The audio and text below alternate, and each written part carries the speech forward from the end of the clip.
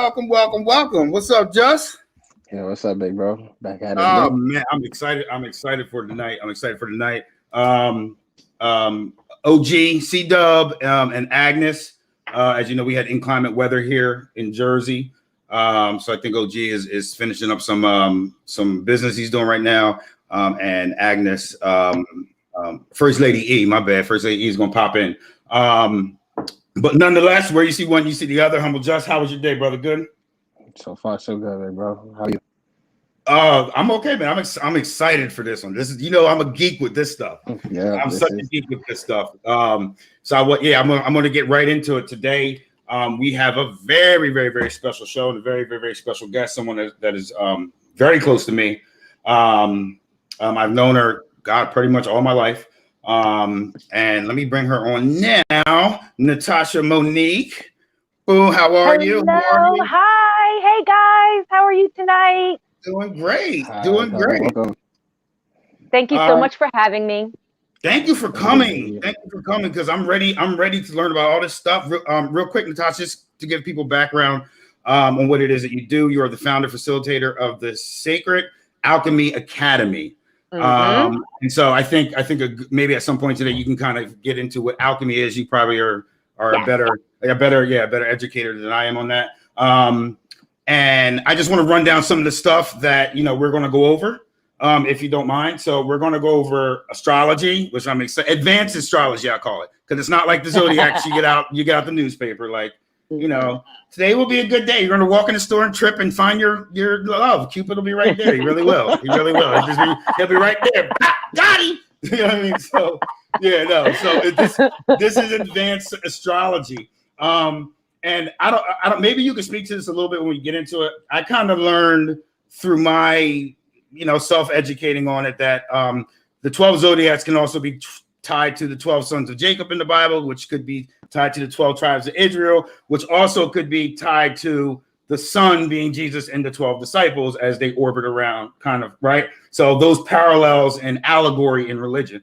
So we're going to get into that. We're going to get into spirituality, which I love, meditation, numerology, which I'm just going to let you roll with that. My numerology, it's kind of like gematria and certain things like that, but I'm sure you have a more spiritual context on that. Of course, the zodiacs, and my favorite one, and this is one that I made it a point that we're going to, if you don't mind, before I get you started, just to kind of educate the audience a little bit on this word, because this is a spooky word. And when people hear that, especially ones that have been like very consumed with, I'm not even going to say religion nowadays, because I think religion nowadays is evolving in openness of and consideration of understanding. But I'll say like grandmama's religion, where it was we stomping Satan on our feet and all that. And that is the word witch. And when I did this ad, I advertised it as Sacred Aboriginal Witch because Aboriginal means original people, you know what I mean, or ancient people, the origins of man and women. Right. And a lot of times people tie it to race because we're so stuck in race, but really you can be an Aboriginal European. Your line could be from an Aboriginal Scottish or Scot or Aboriginal Irish. You know what I mean? So there are Aboriginals. They all evolve. Justin and I are going to do a build on that another day. But I wanted to, real quick, if you don't mind, it'll take me 5 minutes, just to kind of educate people on what a witch was in ancient times. And what I'm going to do here, Tosh, and chime in anytime while I'm talking. Look, Just, I'm doing this good. I'm navigating good, Just. While I'm talking, just jump in anytime because I can't see you. So I'm just going to read right from this. But what I did is I pulled right from historycollection.com. It's one of my sites that I go to. And I wanted to kind of pull out, I wanted to kind of go to the origins of, and on here they say Egypt. A lot of times I think authors will write Egypt because if they say Kemet, people don't know what you're talking about. But the word Egypt and the land Egypt is really the word is only really 800 years old. If that, I'd argue and say it's 6. But it was ancient Kemet before that. And as you know, you and I were discussing yesterday, Jesus or Yeshua, wherever, whatever we're calling him. Yeah, he studied in ancient Kemet with John the Baptist. So I just wanted to read this real quick, just to give people an insight on, really a lot of their ancient heritage and what a witch was. It became spooky nowadays because they were the healers. They were the wise ones. They held the wisdom. They held the supreme mathematics, and that's a key word. They held the supreme mathematics of life, which is tied into the universe.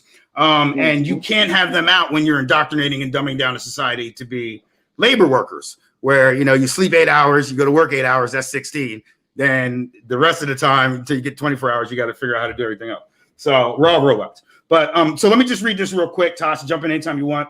I say, even though witches are today mostly associated with Halloween and the Salem witch trials, witches have been around for centuries. The ancient Egyptians were known to practice various forms of witchcraft with a mathematical precision. Instead of fearing witches, the ancient Egyptians viewed them with reverence and as a necessity. A witch in ancient Egypt could be called upon to solve any number of problems facing ordinary citizens.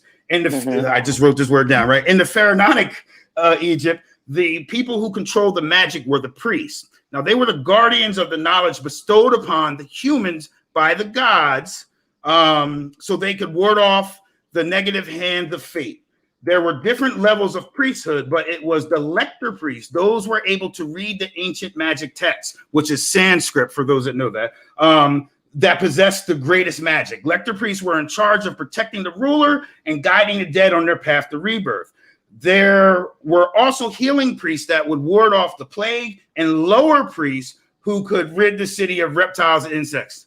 So that's pretty much like your pastor, your secondary pastor. You know what I mean? Your visiting and pastor.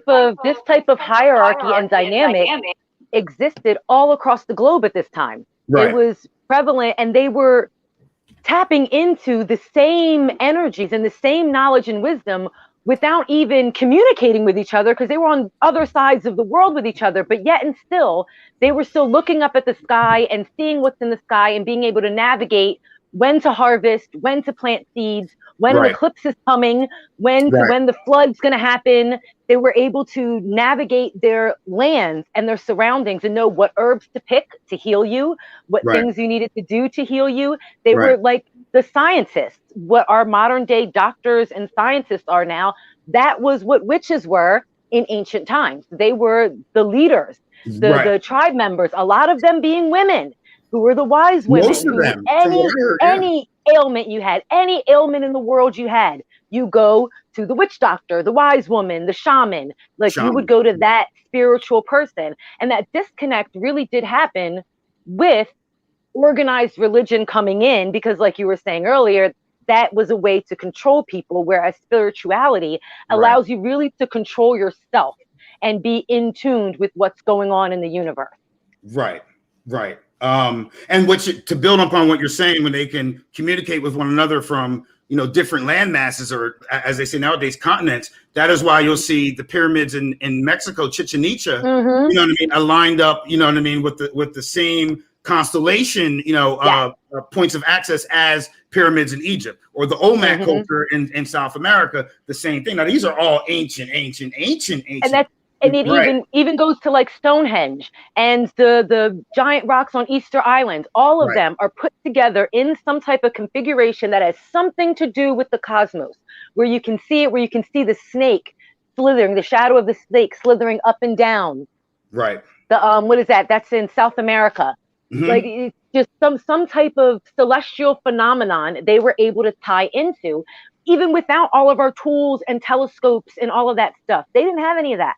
They didn't have any of that at all. However, they were still able to tap into that knowledge and wisdom because they were connected to the source. Agreed. Connected to source. Right. So I'm going to read this last paragraph, then we'll get right into it. By the first millennium BC, magic was no longer only in the hands of priests. It fell into the magicians and the witches, and the witches would then control magic to help people. Midwives and nurses were said to have magic about them to help sick and women in childbirth. It is also written that wise women might be consulted if a ghost or deity was believed to be causing trouble for someone. So that ain't nothing but like calling your Catholic priest to do an exorcism. You know what I mean? And as a practicing witch that's out there with it and has been doing it for a while, that's the only type of phone calls I get. This ailment is going on. I think this might be going on. Something's going on in my house. I've done house cleansings. I've done energetic cleansing, spiritual cleansing, spells to help people with to have more confidence for a job interview. Like, it's just all things to just help you and uplift your vibration. Not to say that there aren't witches who do foul things. There's everybody in every section of any group, of any way you can group a human being. There's somebody who's doing something foul in that That's group. kind of like dark magic, right? Yeah. And now I don't like to say dark magic. I really don't like to say that, because dark magic is kind of like shadow work, and shadow work is necessary. Like, when they say dark magic, I don't like putting a negative connotation on the word dark, because you have to have darkness to have light. So like, both of them, they're interdependent. Right. You have to have the other, and shadow work is really important. What I don't like, though, is magic that does not adhere to the 3 laws of harm none, we are all one, and as above, so below. So if you are going against that first one, that harm none, which is like the witch's tenet, like, you know, they have the 10 commandments. For us witches, it's like, do as thou wilt, least ye harm none, is the whole phrase. Basically, harm none. So whatever you do whatever you want to do in life, as long as you are not causing harm to yourself or others. So when you're causing harm, that's when you're doing magic that's going to come back to you tenfold, and do that at your own peril. Because when it comes back, it's not going to be anything pretty. So that's like the biblical allegory of like, do unto others as you would have done to yourself, or always doing good deed. So it's pretty much. But it's a little deeper than that, because it ties in that tenet of we are all one. So if I understand that we are all one, I'm not going to want to harm you, because if I harm you, I'm harming me. Harming yourself, right? Okay. So so like it's those two tie really tightly together, because it's important to understand both of them together. And like, people will say, well, what does it matter if I'm doing something to myself? Like, well, if you're doing something to yourself, then you're doing something to me, because we're all one. Like, if you're harming you, you're harming me. Like, I feel that too. So people have to understand that connectivity. And then with that, they can flourish and grow and actually practice magic that makes an impact on the world and society, not just for selfish reasons. All right, so let's do this, because I'm excited about this. So, you know, and I want to do my, I'm going to say, she cussed me out yesterday, because I said, Tosh, can I do a tarot reading? She said, you didn't. You said, Tosh, I want to play tarot. Oh yeah, I said I want to play tarot. Oh, did I say the wrong thing?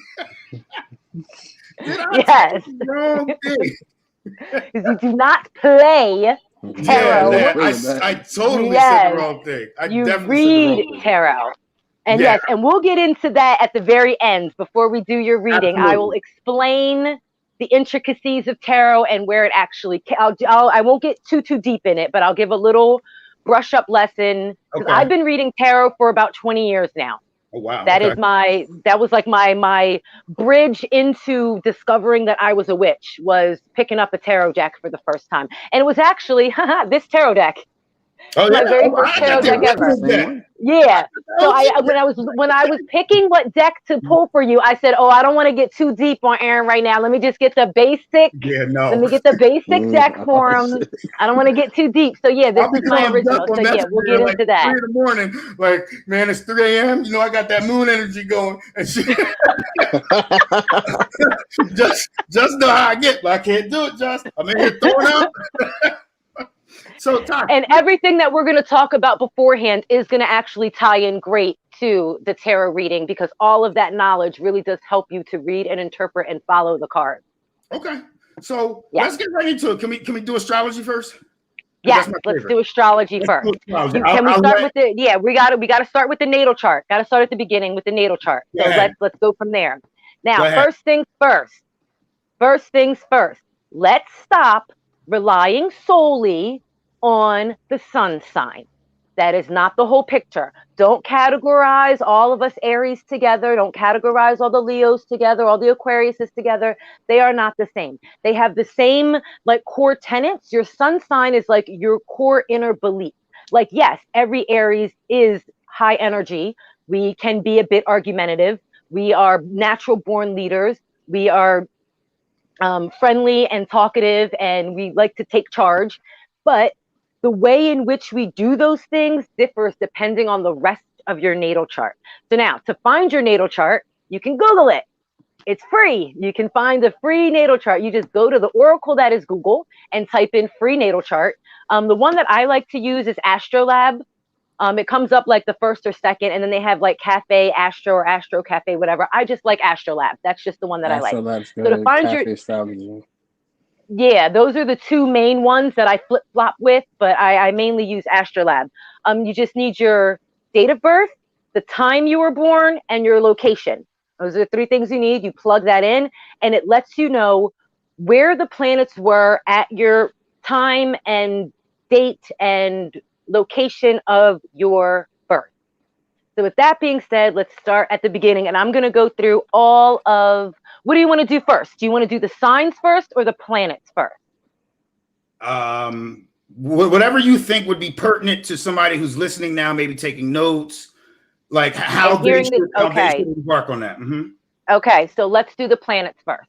Since we're in the natal chart, let's do the planets first. So you're looking at your natal chart, and now you're like, all right, I know these signs are in these planets. Now what? First thing we're going to talk about is the rising sign.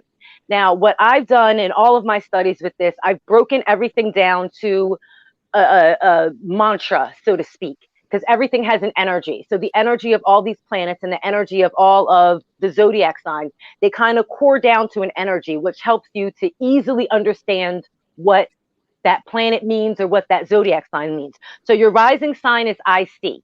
Like that is what people see of you. That's the first thing they see when they look at you, when they encounter you.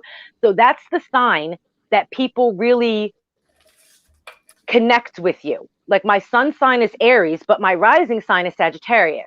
So to know the Aries, you have to know me. All right. I show you what I want to show you of the Aries from jump. But my Sagittarius, you see that right away. You immediately see me as that Sagittarius energy, because that rising is what sign was at the horizon right at that first moment of your birth. So that's just what is first being peaked and what you first see as soon as you were born. So that's your rising sign. Is that the energy that's kind of magnetic, that's pulling you out the womb? Essentially, could we translate it?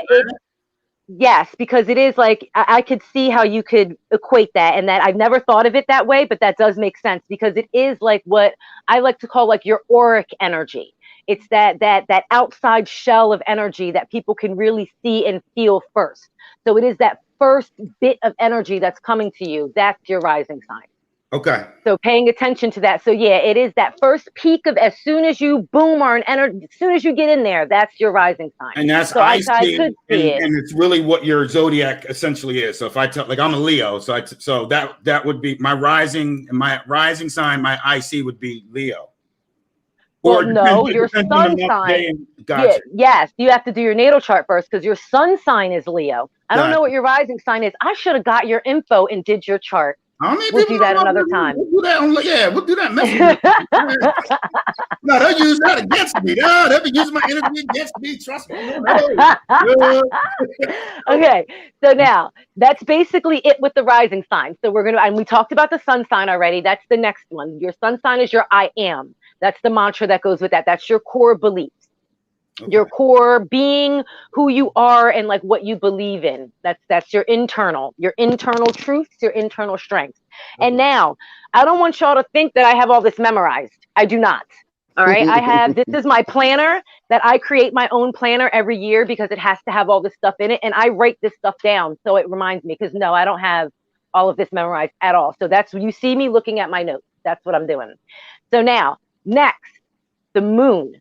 Super, super important. The moon is very important. The moon is our most visible. I'm about to tell you, because the moon is our most visible celestial, secondary to the sun. All right. The sun is that star that we see bright. We see it every single day. The next celestial that we can see every day, and it's super recognizable, is the moon. It's right there. We can see its phases. It goes through all 12 zodiac signs every month. So you get energy from all 12 of the zodiac signs throughout every single month in the phases of the moon. The moon governs our intuition, our emotions, our feelings. It's I feel energy. That's why during the full moon, sometimes people get a little buck wild. The full moon is peak energy. It's heightened energy. Right. All right. And people think that, no, that's a myth. The moon doesn't affect us. But let's put my scientist cap on, because as you know, scientists and witches are one and the same. I study all the sciences as well. The moon affects the tides. The earth is what, 70% water? We're 70% water. If the moon can affect the tides on the earth, why do you think the moon can affect the water in our bodies? It very well does. It absolutely Makes affects. perfect sense. Wow. Yeah. Yeah. Mind blowing, Like it right? absolutely, Yeah. it absolutely affects that. Like, how can you think it doesn't? It totally fucking does. Oh, I'm sorry, I'm cussing. My bad. It's the Aaron show. They look. Oh, okay. Cussing is okay. Okay. All right. All right. Yeah, it absolutely does. So pay attention to the moon and pay attention to how you feel during the moon cycles. That helps you to navigate how you, so then you know, like, all right, I know the moon's phase about to hit here. I know I need to not do this because these people are about to piss me off. And I know it's about to be the full moon. So I'm not about to do that. And like, you know, you can navigate how your behavior is, how your feelings are. During the new moon, a lot of us go inward and we feel a little more melancholy, down. We feel a little more reserved and inside. The new moon is for us planting seeds of something that we need to grow, something that we need to manifest. So it's going within in our darkness and nurturing ourselves. And after that nurturance with the other phases of the moon, we blossom out and grow. So your moon sign, what sign your moon is, like my moon sign is a Libra. In love, emotions, and feelings, I am very fair. I'm very balanced with it. I'm very empathetic. So I can, even if I'm arguing with you and cussing you out, I can still see your point of view. And after I'm done reading you for filth, I'll come back and be like, okay, I understand why you said that, though. I get where you're coming from that. You're totally wrong, but still I get where you're coming from. Like, that's just me, my Libra energy in the moon. Like, I am very diplomatic when it comes to emotional situations. Like, even in breakups, I'm like, oh, okay, that's how you feel. Oh, all right. Well, then let's keep it pushing. Like, that's just what it is. So your moon sign governs your emotional state and how you react to things in your external environment. Okay, so my question for you, and I just want to make sure that I'm following you right. Okay. I'm sure everybody else is. This is just because you're saying things that are mind blowing, and you remember me. And we'll get into that life path, but you know I'm a 5, so you say something and it triggers. I'm like, my mind's going here. Like, but so just using your examples about yourself, I'm looking at it. I'm looking in terms of like the bowl of energies, right? I'm looking at an Aries, a Sagittarius, and a Libra in correlation with your sun and the moon. Now, in that bowl, how does that to build upon what you said, that the moon goes in every house of the zodiac, right? The moon phases through every house. So if it's phasing through every house of the zodiac, then that means I'm assuming that means it's touching each energy. So you have the Pisces energy, you have the Gemini energy, you have the Cancer, right? So how does that affect that bowl of you? Okay, that is an excellent, excellent question. And that's part of the reason why I started the What's Up in the Cosmos, so people can pay attention to that. Right now, the moon is in, I even forget what the moon is in. The moon is in Taurus right now. Taurus has that I have energy. So me with my moon being in Libra, I know I'm all super balanced out. So what do I need to balance now emotionally with this I have energy that is going on in the Taurus moon right now is I need to balance out my possessions. I need to stop being selfish, maybe give away things that I don't need and hold on to things that have more sentimental value, maybe not throw things away so quickly, be more possessive of the things that I have. And so my favorite phrase, use your no to protect your yes. Yes. Yes, yes, yes. So now, and even no matter what your sign is in the moon, you can capitalize and tap into the energy from all of the moons every month. So like my moon's not in Taurus at all, but I can still tap into that Taurus energy of that possessions of having, of being responsible with your things and being grounded with your possessions and the things that you have. I can still tap into that, and I just see it from my balanced perspective. And then that's how I can best navigate today. Okay, so I have a follow-up question to that. By the way, if there's anybody watching that has a question, you can put it in the chat. We'll catch it. Please absolutely. So I have a question. So in terms of that, and again, we're using our bowl that we create, our bowl from our natal chart, right? So yours Yours is Aries and Sag and Libra. So that's your bowl, right? So how would one determine what is their peak of, like, I would say superpower, like just I'm like, okay. I know exactly what you're gonna say. I know exactly what you're talking about. What is we need to stay our ass in the house, maybe quarantine without a virus going on. Okay. Yes. Okay. That was a great question. I was actually going to segue into that. Like, because my moon is in Libra, the full moon and the new moon in Libra, that's like peak emotional energy for me. So the full moon in Libra is when I am like, whoo, loving the world, because that's just, I am a Libra. So that balance, that love, I'm all into luxury and beauty, and I want to pamper myself and just love on everybody and make sure everybody's eating good and you got what you need and everyone got what they need. Like, I'm super lovey-dovey on that full moon in Libra. Same thing with the new moon in Libra. I'm super nurturing to everybody. What do you need? What do you need? How can I help you? What ailment do you have? Do you need an energetic cleanse? What do you need? What do you need? How can I help you? Because that's my moon. So that's that alignment, that energetic alignment from my birth is happening. Not necessarily exactly how it happened on my birth, because you have to pay attention to the phase that the moon was in during your birth as well. That's getting into like another deeper level if you want to do that. Like mine, for instance, is a day before the full moon. I was on the waxing gibbous, like at 99%. That was what the moon in Libra was, at 99% waxing gibbous when I was born. So that for me, that gives me, I know this, once I learned this, I was like, oh my gosh, that makes so much sense. I always want just a little bit more. I always just don't feel quite full and satisfied no matter what. Like, I can do everything in the world, but there's just still, oh, I should have did this. Oh, like even after we do this, I'm going to say, oh, I should have said that. I should have said that like that. And that's that little tug on my emotions. And if you want to know what phase the moon was in during, you can Google that too. You can find anything on Google. Like, you can absolutely Google that and put your info in, and it'll let you know what phase the moon was in during your birth. Time you were born to, or just the day? No. Okay. Just for that you need a day. Yeah, just for that you need a day. It doesn't matter if you were born during the day or nighttime. Like, it doesn't. Okay. No, it doesn't matter, because when you put it in, I think it has you put in your location, because that's what matters most, is your location, to know when the moon is rising and set. How much, I don't even remember how much information I had to put in to get I might have had to put in all the same information that I put in to find my natal chart. I honestly don't remember. I did that so long ago. Yeah, but I know I found it online like that. Okay. And so now, any more questions about the moon? No. As I think that's it with the moon. So now let's move on. So now we're going to the inner planets. Now we've got the sun and the moon. They're not considered planets. They're luminaries. And those are the things that are brightest in the sky that we see. So we're directly affected by the sun and the moon. So now we go to the inner planets. The inner planets are the ones that we actually can see with our naked eye if we know where to look. Okay. Starting with Mercury. Mercury is that first little quick one that goes around, and Mercury's energy is I think. Mercury governs communication, technology.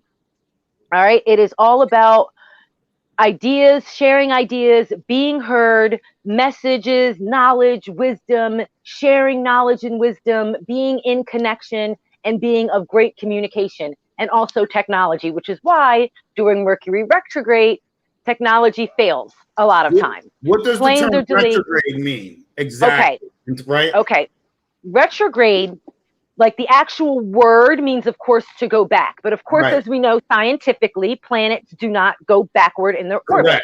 However, because of our orbit and Mercury's orbit, which is so much faster than ours, there are certain times during the year where it looks like Mercury is going backwards in the sky, just because like our orbit and its orbit is going in a certain way where it looks like Mercury is like turning around. Like, it looks like it's going backwards. Really, it's not. It's still going forward, but just we're viewing it from a way where it looks like it's either stationary or going behind. And it's really not. It's actually still just going in its regular orbit. So when that happens, when that phenomenon happens, it affects us uniquely, because it tells us that's the time to pause.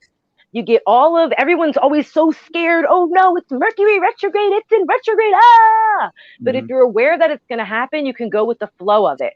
Retrograde, think of all your R words: rest, retreat, relax, like redirect. All of those R words. It's a time to just sit back and cool out. So with Mercury being retrograde in Aquarius right now, that's us.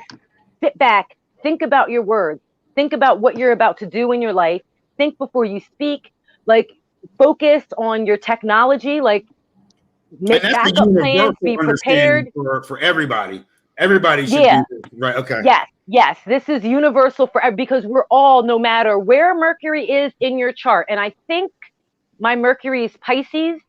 I think it's written down somewhere over there. I think so, but it doesn't matter. We're all affected by Mercury retrograde in Aquarius right now. No matter what your Mercury is in, we're all feeling that same resting spot with our communication and technology. Okay. All right. Any questions on Mercury? Mercury's pretty cut and dry.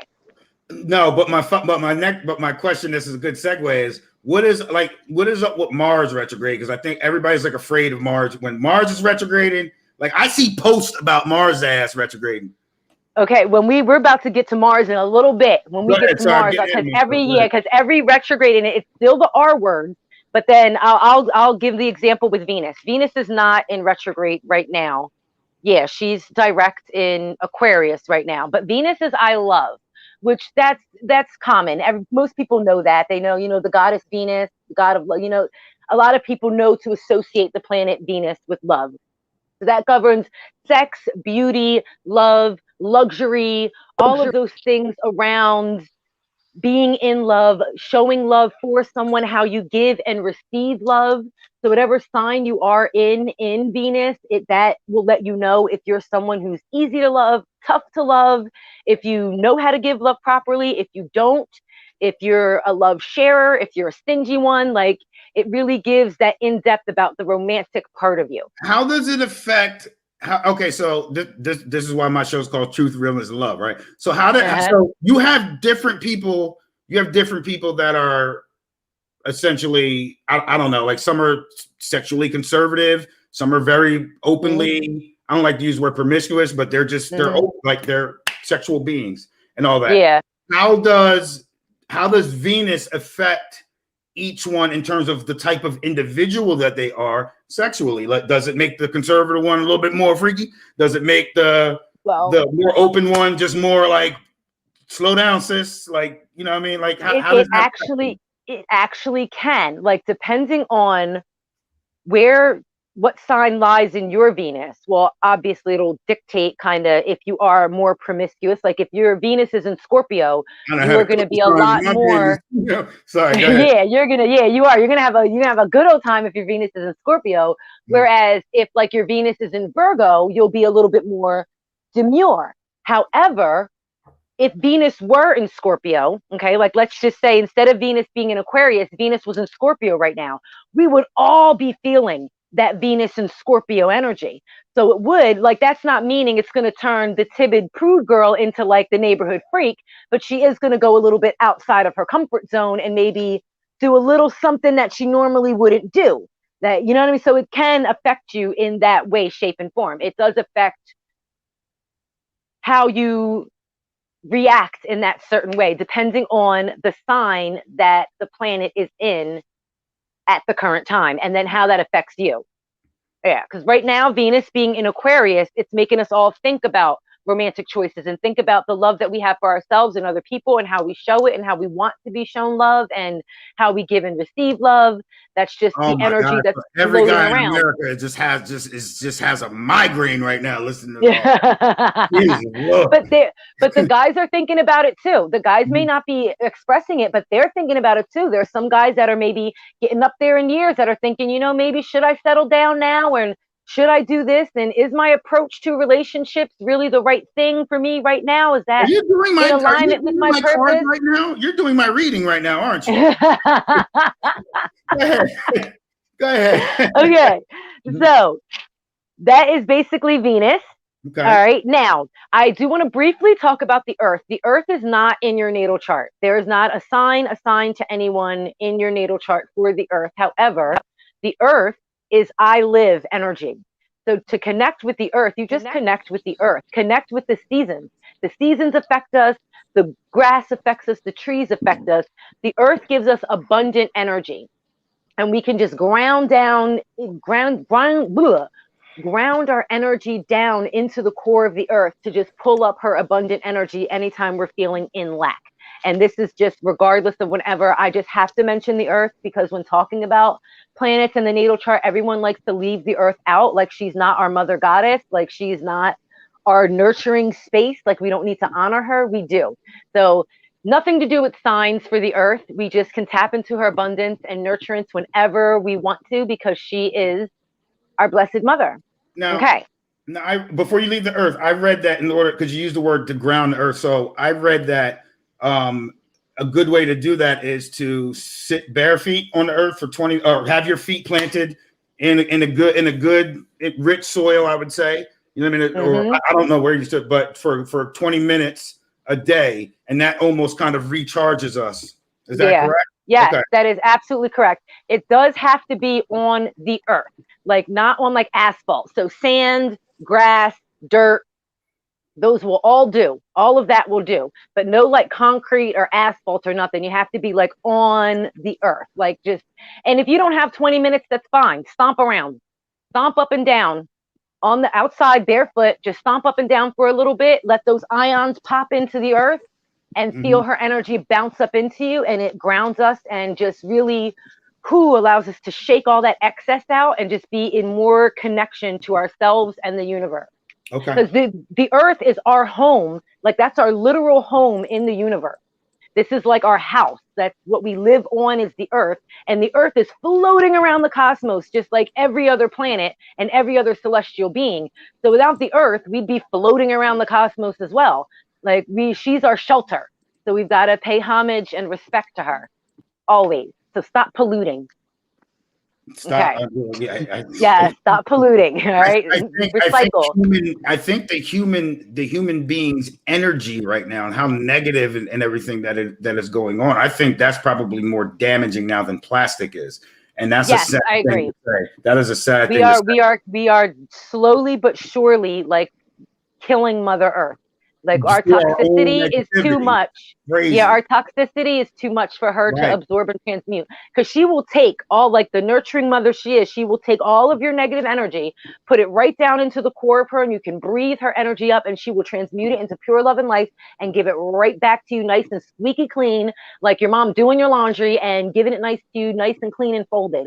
Like she is willing to take all of that energy, but we just have so much and no one is willing to do the exchange to actually clean it up, to turn it into love, to give her love back, to nurture her. That's why she is slowly dying. Okay. Yeah. Our beautiful mother. So let's pay homage. So now we're going on to Mars. Mars, which is Aries is ruled by Mars. So that's a lot of reason why my sun sign, I'm so fiery and like that's why us Aries are like that. Mars's mantra is I act. Mars is all about arguments, war, fighting, getting your justice in, getting your word in, like being right. It's the red planet. Like it's all about making your own rules, making your own life, having justice for yourself, and like really going at it. So when Mars goes in retrograde, people don't go in the flow with what they want, and they don't know how to diplomatically say, hey, no, I don't want this, like diplomatically debate and diplomatically go into confrontations. When Mars is in retrograde, we forget our diplomacy and just start wilding out and just start like cussing everybody out for no reason. Like just that shit was going off all crazy. Pretty much. Yeah. Like it just, so knowing that, like I know when Mars is in retrograde, I know, watch my mouth. My mouth is already slick. It's already slick. So I know, watch it.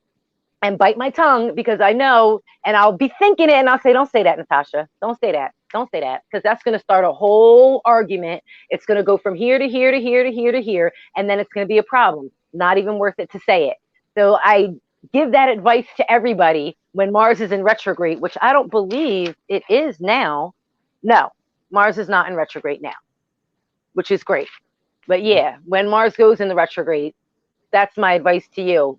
Think before you act on it, because Mars tells us act. So when someone does something, you're just popping off at the hip, like you're just boom in it, popping off. Just fall back. It explains a lot. Is when it's not in retrograde, it's already giving off that same energy, but it's just in a more inflow. Like we can just flow with it more. Whereas when Mars is in retrograde, it stops the flow. So there's like a little resistance of wanting to be diplomatic, and you just blah, blah, blah, blah, blah, just run off the rails. So be mindful of what's going on in Mars. Mars is in Taurus right now. So people should be pretty grounded and chill and really just wanting to fight for a global social justice as opposed to little individual things. And I think that's why we've got all of this back and forth turmoil in politics, is that everyone wants to be right in their way and say that their way is the absolute right way and is the proper and grounding way and is the way that should be for the foundation for all that there is. And they're just not meeting eye to eye on it because they're just not following the flow. Wait, I just want to thank the universe that Mars is in Taurus right now and not in retrograde, because if it was, I'd be going off right now because that's my shit, politics. But I'd be like, yeah, and you know what? But I'm so glad. Don't get me started. Yeah, don't get me started on politics either. Like that. Oh my gosh. What's the next planet? Pluto? We have Neptune, right? No. Now we are getting we're getting into the outer planets now. Whereas the inner planets was more like, communication, love, abundance, our arguments, and now we're getting into the outer planets, what goes into the future of our life, the more expansiveness of our life. So we first start out with Jupiter, which is I grow. Jupiter is that large planet. It's all about expansiveness. So Jupiter governs like our career, the bigger picture. It's about luck, prosperity, and joy in life, joy and optimism of what's going to come. How can I grow? How can I expand? What are my big goals in life? Not just the simpler ones, the big ones. Now, right after Jupiter, with that expansive I grow energy, we have that first. We're reaching for the stars first. Then right after that, here comes Saturn, and Saturn contracts you back in to be more realistic. So Saturn's mantra is I achieve. So you're taking what you can do with the I grow energy from Jupiter, that huge career goals. Now Saturn steps in and says, okay, what can you achieve? Saturn is more like your day-to-day job. What can you do on a day-to-day? What goals can you do here? Boo, boo, boo, boo. What are the steps you need to take to get to that big Jupiter expansion? And now it seems backwards because Jupiter is first and then there's Saturn, but you have to dream big first and then edit down. Like, I'm a writer. I write a spiritual book I'm writing right now, and as well as fiction. I write horror fiction as well. And it's always like a vomit when I first write. I'm just blah, blah, blah, blah, blah. That's my Jupiter. That's the big grow. And then the Saturn is like the edit, where you have to come back and you have to edit it and fine tune it to make it actually realistic and manifest. So you've got to have the big idea first, and then Saturn comes in and says, okay, rein it in this way, edit it, be a hard task worker. These are your ambitions. You can accomplish these goals. Go ahead and do it. And that makes you achieve your I grow. And then that cycles. Saturn and Jupiter cycle with each other. Now, before we move on, do you want to give like a quick, if you can, a 2 minute, because we just had the conjunction in December, the Saturn and Jupiter conjunction. The new age of Aquarius shifting, even though that was a while. That was pretty much all 2020 that was going on, that conjunction. But does that I would say most people heard about it. The news gave a very novice explanation of it. Do you have just a quick statement you want to say about the great conjunction that just happened? For me, I don't get into astrology that deep to know the trines and conjunctions and all that. All I do is read the energy. And all I know is that the energy that was going on during that time was potent career-minded energy. It was potent, like, what can you do? What is your legacy? What are you leaving behind for your grandchildren? What is going to be your mark on this earth? I got a lot of that big energy going on with that conjunction. What the specifics of it are, that's not in my wheelhouse. My wheelhouse is the energetic flow of all of that. And it really was for me anyway, and for a lot of people that I communicated with, that getting shit together. That, okay, I've been thinking about doing this for 5 years now. And now finally, okay, I'm actually doing the steps and doing it and getting it together. Like the Sacred Alchemy Academy, that's been rattling around in my head for a couple of years now. I finally was able to get it together so that it launched at the beginning of this year. That's that type of energy that those two being so connected gave to me and then the other people that I talked to.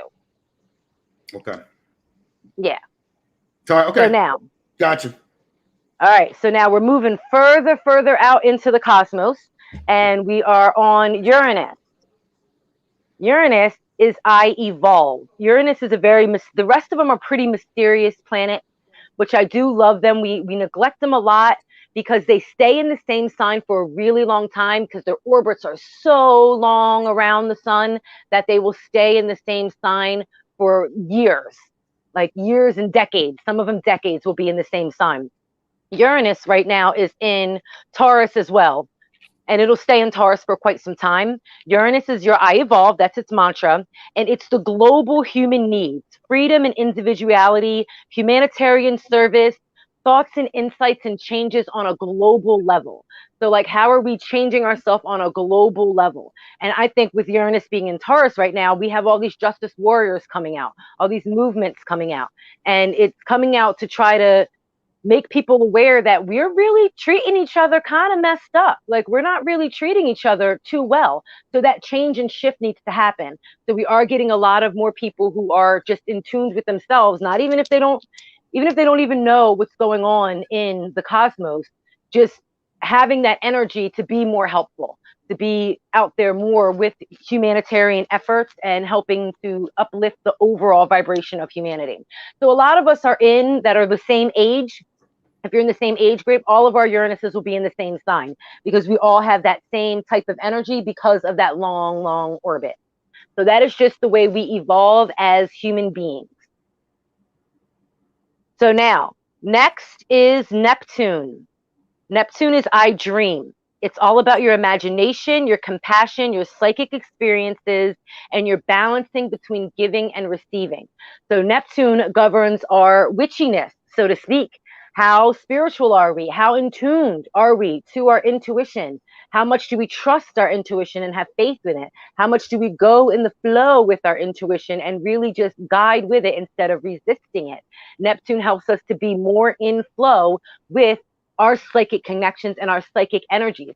Because really, everything is a vibration. Our energies are vibrations. Like right. Where are you vibing at? And with that vibration, what can you do with it? Neptune lets us know, are you vibing at your right frequency? Is this the proper frequency for your life? If not, you need to switch and change your vibe up. And it's also a magical manifesting type of planet. You get that energy from it, where if you can dream it, you can create it. If you dream it, you can build it. Neptune tells us if you dream it, you can build it. And what's Neptune in right now? I don't even know. Pisces, which is fantastic because Pisces is actually ruled by Neptune. So Neptune and Pisces are together right now, which influences, just puts more of that I dream energy into there. If you believe it and you dream it, you can conceive it. So now's the time to make shit work. If you want it, make it work. In every aspect of life. In every aspect of life. Gotcha. It does not matter what it is. It could be for a relationship, a career. You want a house. You want to get a purebred dog. I don't know. You want to do the split. It doesn't matter. Whatever you can dream that you can do it. Okay. So now I've got two more, and then we're going to go on to the zodiac. Pluto is still a planet. All right. I don't care what anybody says. To me, Pluto's a planet. I don't care what anybody says. Pluto's a planet. Don't do Pluto like that. Don't do Pluto like that. Don't do Pluto dirty. I'm not. Okay? Because Pluto's energy is really powerful, though, for such a small planet. Pluto is I empower. It's all about the underworld life, death, rebirth, sex, power, and control over personal freedoms and beliefs. How do you empower yourself, and how can you empower other people? The underworld don't sound too bad every time I hear about it, but go ahead. The underworld is not so bad. Like, well, witches, we don't believe in heaven and hell. That's a Christian concept. Neither We do don't I. believe in that. Neither do But I. yeah, but there is another realm. If you want to call it the other world, the underworld, whatever it is. I believe there's multiple realms, right? Yes, there definitely are. There definitely absolutely are. And none of those places are bad. Like Right. none of them are bad at all. Agreed. They aren't at all. There's a lot of knowledge and wisdom that you can tap into and get from the underworld. So if you know how to tap into Pluto and the energies of Pluto and empowering yourself that you're strong enough, you can tap into those energies when the veil is thin, usually around Samhain. You can tap right on over the veil and pull out some knowledge and wisdom from your ancestors, and la la la, thank you. Keep it pushing. Now, the easiest way to do that is through So I meditate. So is meditation, yes. So when you meditate, would that be like, would you go into meditation like what with a certain, I hate to say it's not a certain thought process because you're really not supposed to, but you know what I mean, with like a certain like vibe and energy, like this is what I want to do. You want a certain intention.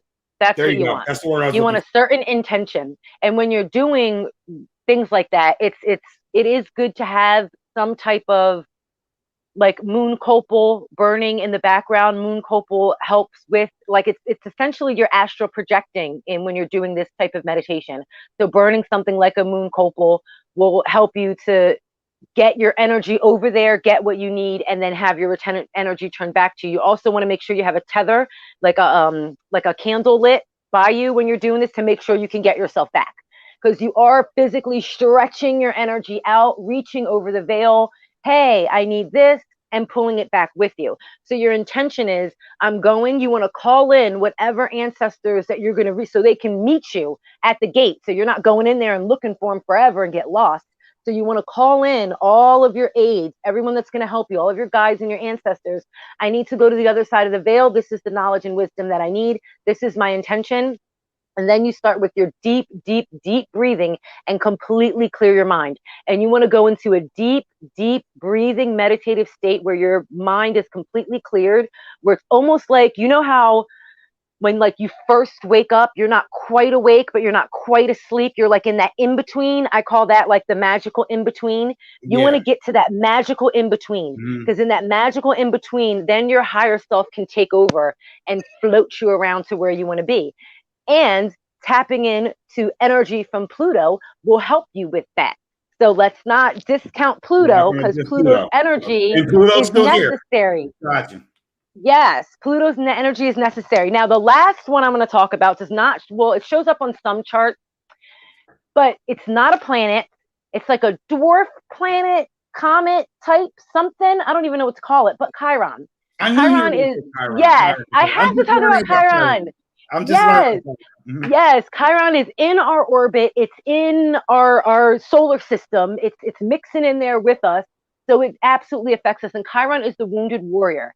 Right now, Chiron is in Aries and will remain in Aries for at least the next 7 years. The wounded warrior we see because it's all about fighting for justice and equality. And we see that all around the globe with the Me Too movement, with the Black Lives Matter movement, with all of these other social justice movements that are coming out, fighting against injustice. That's the energy of Chiron right now. We're seeing it. That's that energy.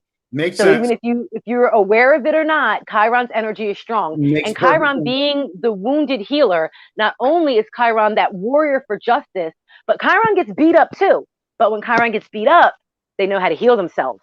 So you can go in for the fight and take some licks, but you know how to heal yourself. When you come out, you can heal yourself and be a more whole person so you can get back in the fight. Okay. So yes. So that's the planet. Any questions about the planets, or can we just move right on? I have all notes. Uh-huh. Okay. What did you just say? I said I have all notes. Oh, okay. All right. So you're good. So let's keep it pushing. So now we know what all the planets mean. So you've got that. You've got your natal chart, and now you see next to all of these planets that you know what mean, there's a sign there. What do the signs mean? When you look them up, there's paragraphs upon paragraphs upon paragraphs of what each sign is. I did the same thing with the planets, with the zodiac, and broke them down into mantras that are easier for you to understand. So we're going to start with the first sign of the zodiac, because the first sign of the zodiac does not correspond with our Gregorian calendar year. I The hate first the sign of the Gregorian zodiac, so do I. But first sign of the zodiac is it Aries. corresponds, it's the Aries, yes, and Aries is in springtime, which corresponds with Ostara, which is the turn of the year where it's rebirth. We're rebirthing, we're being born, we're starting anew. That's why Aries is the new year. Yes, it's the actual New Year. We So talked about boom, this and that's yesterday. actually the April Fools. That's okay. That's actually My what birthday. April Fool means. Your birthday. Yes, That's my actually birthday. the April Fool. The April Fool is we are dumbasses because the real spring is then, and we're following the January 1st as the New Year. So that's actually the real truth behind April Fools. So yes, I learned that I didn't know that. So that was fun to learn yesterday. That was cool. So now I'm going to go through these. I'm not going to go through all of the intricacies that you can see, like what element it's in. Like you should know all of that stuff. I'm just going to go through the energies that I know are attached to each and every one of them, because those are the things that are important that'll help you with your natal chart. So Aries has I am energy. Okay. She's center of self and the core of your being. Like Aries is all about the root chakra and being a leader. Next, we've got Taurus. Taurus is the I have energy. They're all about stability, luxury, romance. It's earth star chakra, grounding into the earth, being responsible with finances. Gemini's got that I think. All right. They're communication and technology, and they're motivated by service, swift thinking, and duality. Gemini is the twins, so we've always got to have that balance when we talk about Geminis. That's the yin and the yang. Yes, the yin and the yang. And now bringing balance wherever Gemini is in your chart is vitally important to being successful in that aspect of your life. Okay. Just putting that out there for those. I know a lot of Geminis, and I'm like, get it together, get all of that together. My daughter's a Gemini. Cancer. Yeah. My mom, my dad, my stepmom. God bless. Really? Yeah, God really? Like 3/4 of my parents are Geminis? Really? That's what y'all did to me? Okay. So now next we have Cancer. Cancer is I love. They're very emotional in their feelings, very intuitive, so in their feelings, just in the feelings, all about loving, very sensitive, but very much caretaking. It's that type of energy. Then we've got Leo. Leo is I will, that solar plexus chakra, drama and generosity, focus and will. That's that I whatever I set out to do, if I need determination, you tap into Leo energy and it will help you to plow through, focus, and get her done. That's my get her done sign. What is a good match for Leo? Only because I'm a Leo, so I'm asking. Like, in other words, what signs do I avoid? And what signs? And see, by one to me, now I can kind of narrow it down. I'm like, yeah, that's not going to work, Capricorn. Sorry. And see, this to me goes back into not just paying attention to your sun sign, because if you think that, then you think that you're just going by your sun sign, because one Aquarius could be horrible for you, but then the next Aquarius could be fantastic for you. As a fire sign, though, so as a general rule, as a fire sign, us fire signs go best with air signs. Like, this is the best way to think of it, rather than thinking of individual signs that you go with. Okay, air feeds fire. Okay, we're fire signs, so air signs go good with fire signs because air feeds fire. Now, fire also warms up the earth. So if we're with an earth sign, we will be the leaders, the nurturers of the earth sign, and we'll keep them warm and nurtured and taken care of. Water and fire don't really mix, because the water can either douse the fire out or the fire can boil the water over. So you kind of want to steer clear of the water sign. Okay. Now, other fire signs could be good if your fires match up to make a nice little emblem, or they can just be a blazing inferno, or one could be too bright and overshadow the fire of the other one. So really, a good match for fire signs would be an air sign, because as fire heats up the air, it lifts, hot air rises. So fire is going to uplift the air sign. Air is needed in fire to help it grow, to feed it. So air and fire signs uplift and grow each other. They help each other grow. Okay. So that's the best you're going to get out of that. Any Yeah. Leo woman that I dated, it was almost as if, so it was almost like I don't know, it was like like the warrior princess and like Maximus from like it was Yes. always just that, but not in a Butting heads. argumentative way. It was just a very extroverted, just just very courageous, just energy. But at some point, like in some points, it meshed well. Like you could dominate the world, and in other times, it didn't. I don't know. I don't know. It just kind of like, no, my lane. I'd rather do my own lane. You rather do your own lane. You know what I mean? Like I found it a lot of times, but I mean, don't give up on the fire signs. Try a Sag, try an Aries. Like, yeah. Except for goddamn Capricorn. Go ahead. I don't even know what sign that is, but Capricorn is an earth sign. Capricorn is an earth sign. And sometimes earth can douse out fire. Like sometimes earth can smother the fire. Whereas fire warms up the earth, when put too much on the fire, douses it out. Just completely blows the shine. So Capricorns are kind of the earth signs are kind of up in the air with it. You can hit or miss with those earth signs being a fire sign. Okay. So let's finish. Where did I leave off at?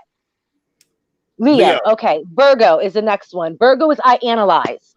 That is attention to detail and being analytical, realism, and of course taking care of the house and the home, but really being analytical. I analyze is that Virgoan energy, is to really see everything in a category and nitpick it apart and really be focused on detail. Next, we've got Libra, which is I balance, beauty and luxury, balance and love, trust and romance. That's what Libra is all about, being fair and being just and being in balance. Next is Scorpio, which is I create. That's the sacral chakra and the solar plexus chakra. That's like all that mysterious energy. Scorpios are very passionate, very lustful, and it's a lot of yes. They but it's that because of that I create energy. Where do you create from? As human beings, we create from our womb space, from our genitalia. That's where we create life. That's our sacral chakra, is in that spot right there, where your vas deferens are, which lead down to your testes, which make your sperm. That's where our womb is, which lead to our eggs, which make the eggs. That's our creative space. So of course, Scorpios are lustful. They're a creator. Educated explanation I've ever. Keep rolling. I'm just going to shut up. Keep doing that. Okay. That was So after the Scorpio, next we have Sagittarius. Sagittarius is I perceive. It's all about happiness, confidence, motivation, and going with the flow. Like I think of Sagittarius, which is a fire sign, as like a wildfire. Like it spreads. It can start small, but then it spreads until it really can encompass an entire forest. So it's like that type of energy where you can see the forest through the trees, where you can just perceive where everything is going to go and how everything is going to work out. And you pay attention to everything that's going around you. So if you need some focus, a different perception, you need to tap into Sagittarius.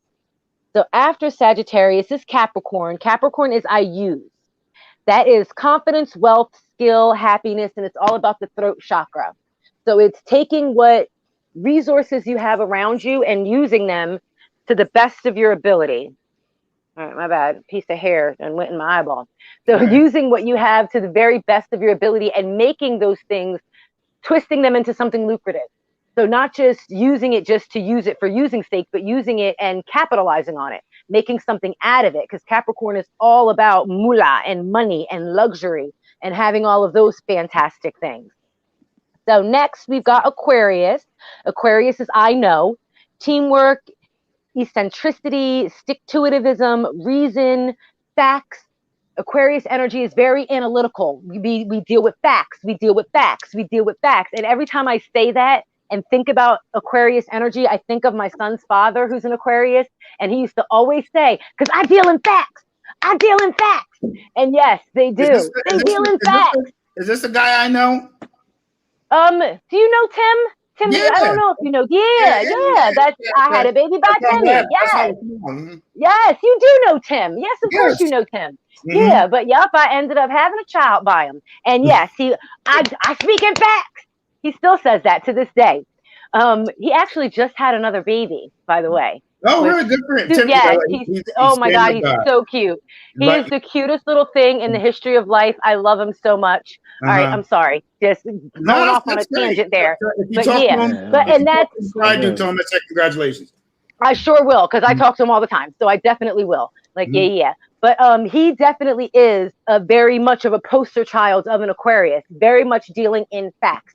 And what do you think? It's that thought process. So now our fun, yes, I speak in facts. I speak in facts. That's so now.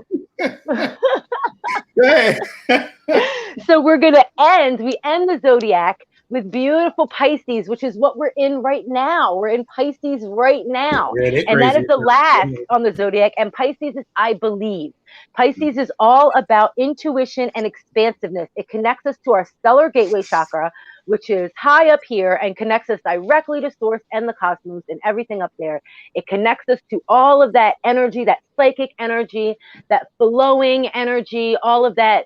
If you believe it, you can conceive it type energy, that just be in tune with what you believe in and what you know, because your beliefs are valid and they will help you manifest everything that you wish to manifest in life.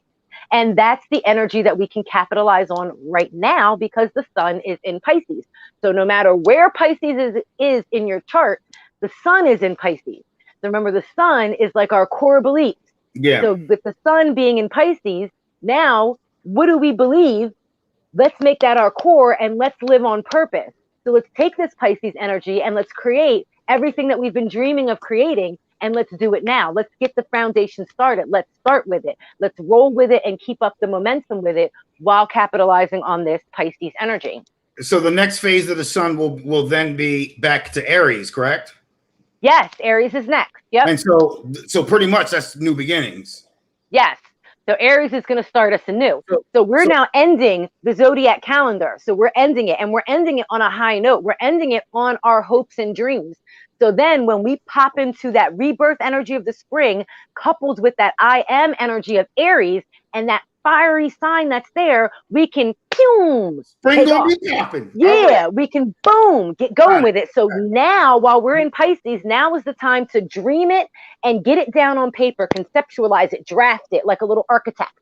Get it going, get all your little ducks in a row to get it popping. Because when come that fiery Aries energy, you're going to be go, work.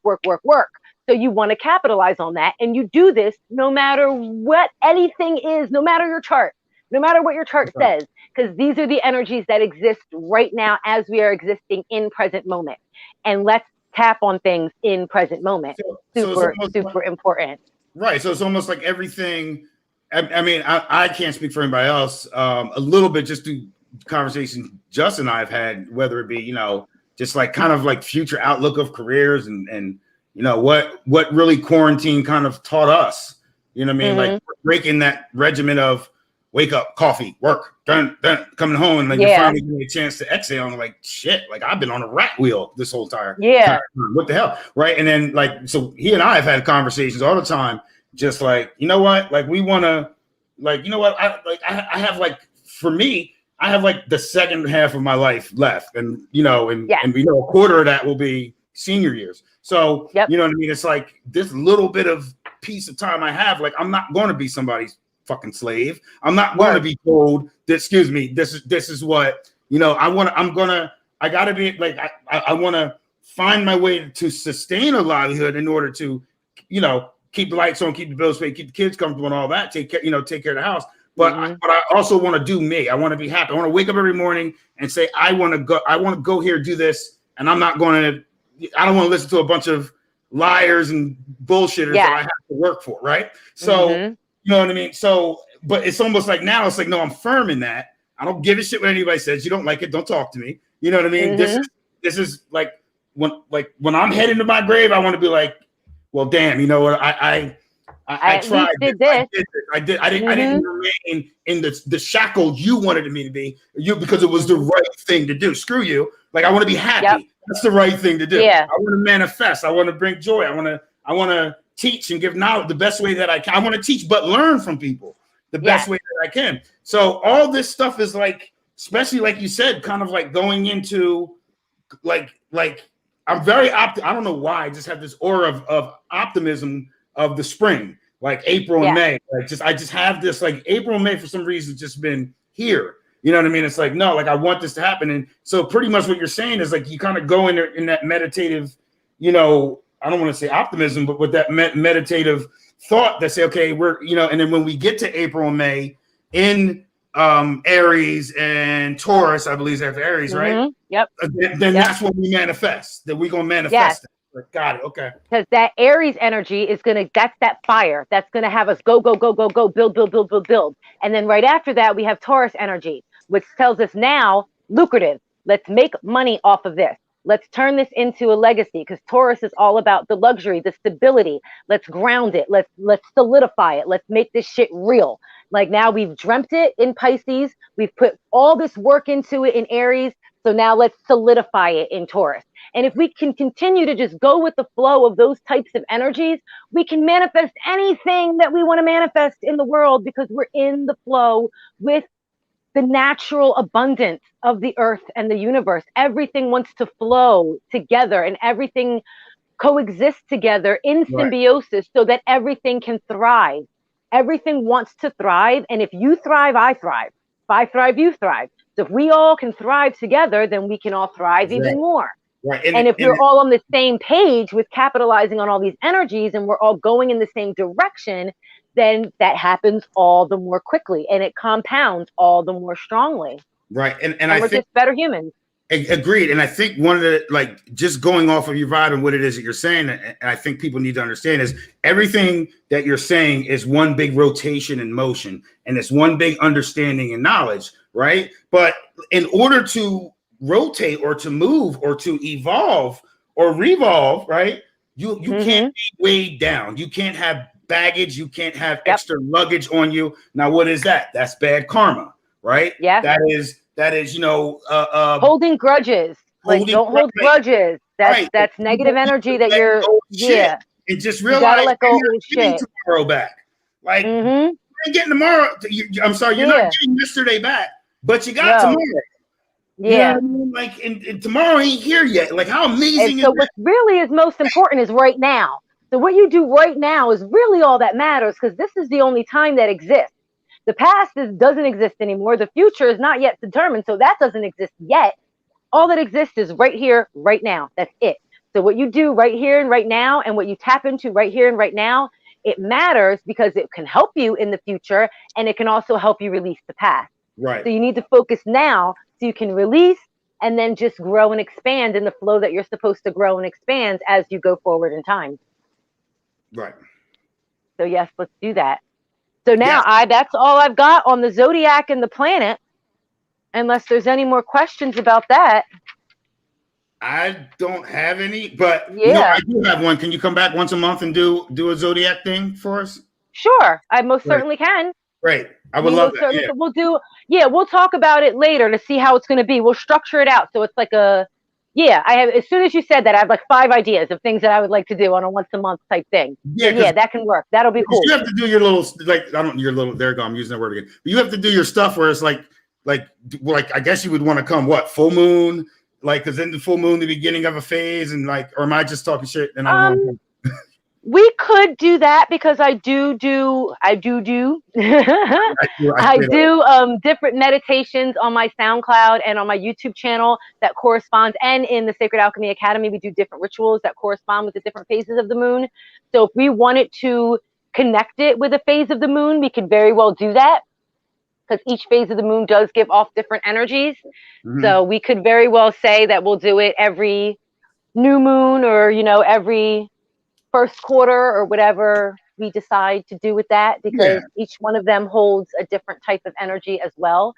And we need to pay attention to more than just the full and the new moon. There are 8 phases of the moon. So let's give love to not just the new and the full, The other ones give off specific energies as well. If I'm not mistaken, is the moon divine feminine? Is the moon feminine?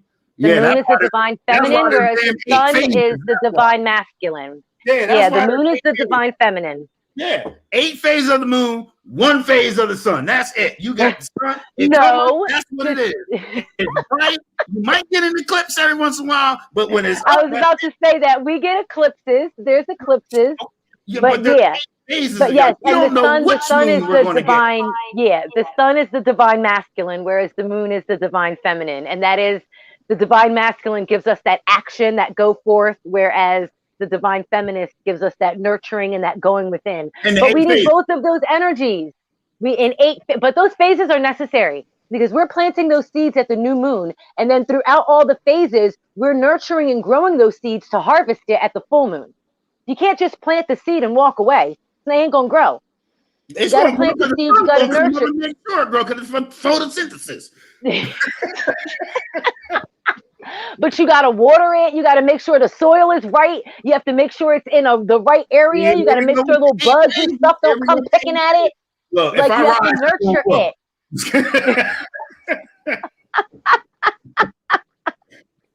You can't just stick it in the ground and think it's going to grow. It needs love. Everything needs love to grow. Oh, guys, that was a typical male, right? You can't just stick it in there. I love it. Yeah, you can't. You can't just throw it in there and just think it's going to just pop up. No. You got to give it some type of love. And you also need the both energies. You need masculine and feminine energy to create anything. So you need the yin and the yang of the both. I agree.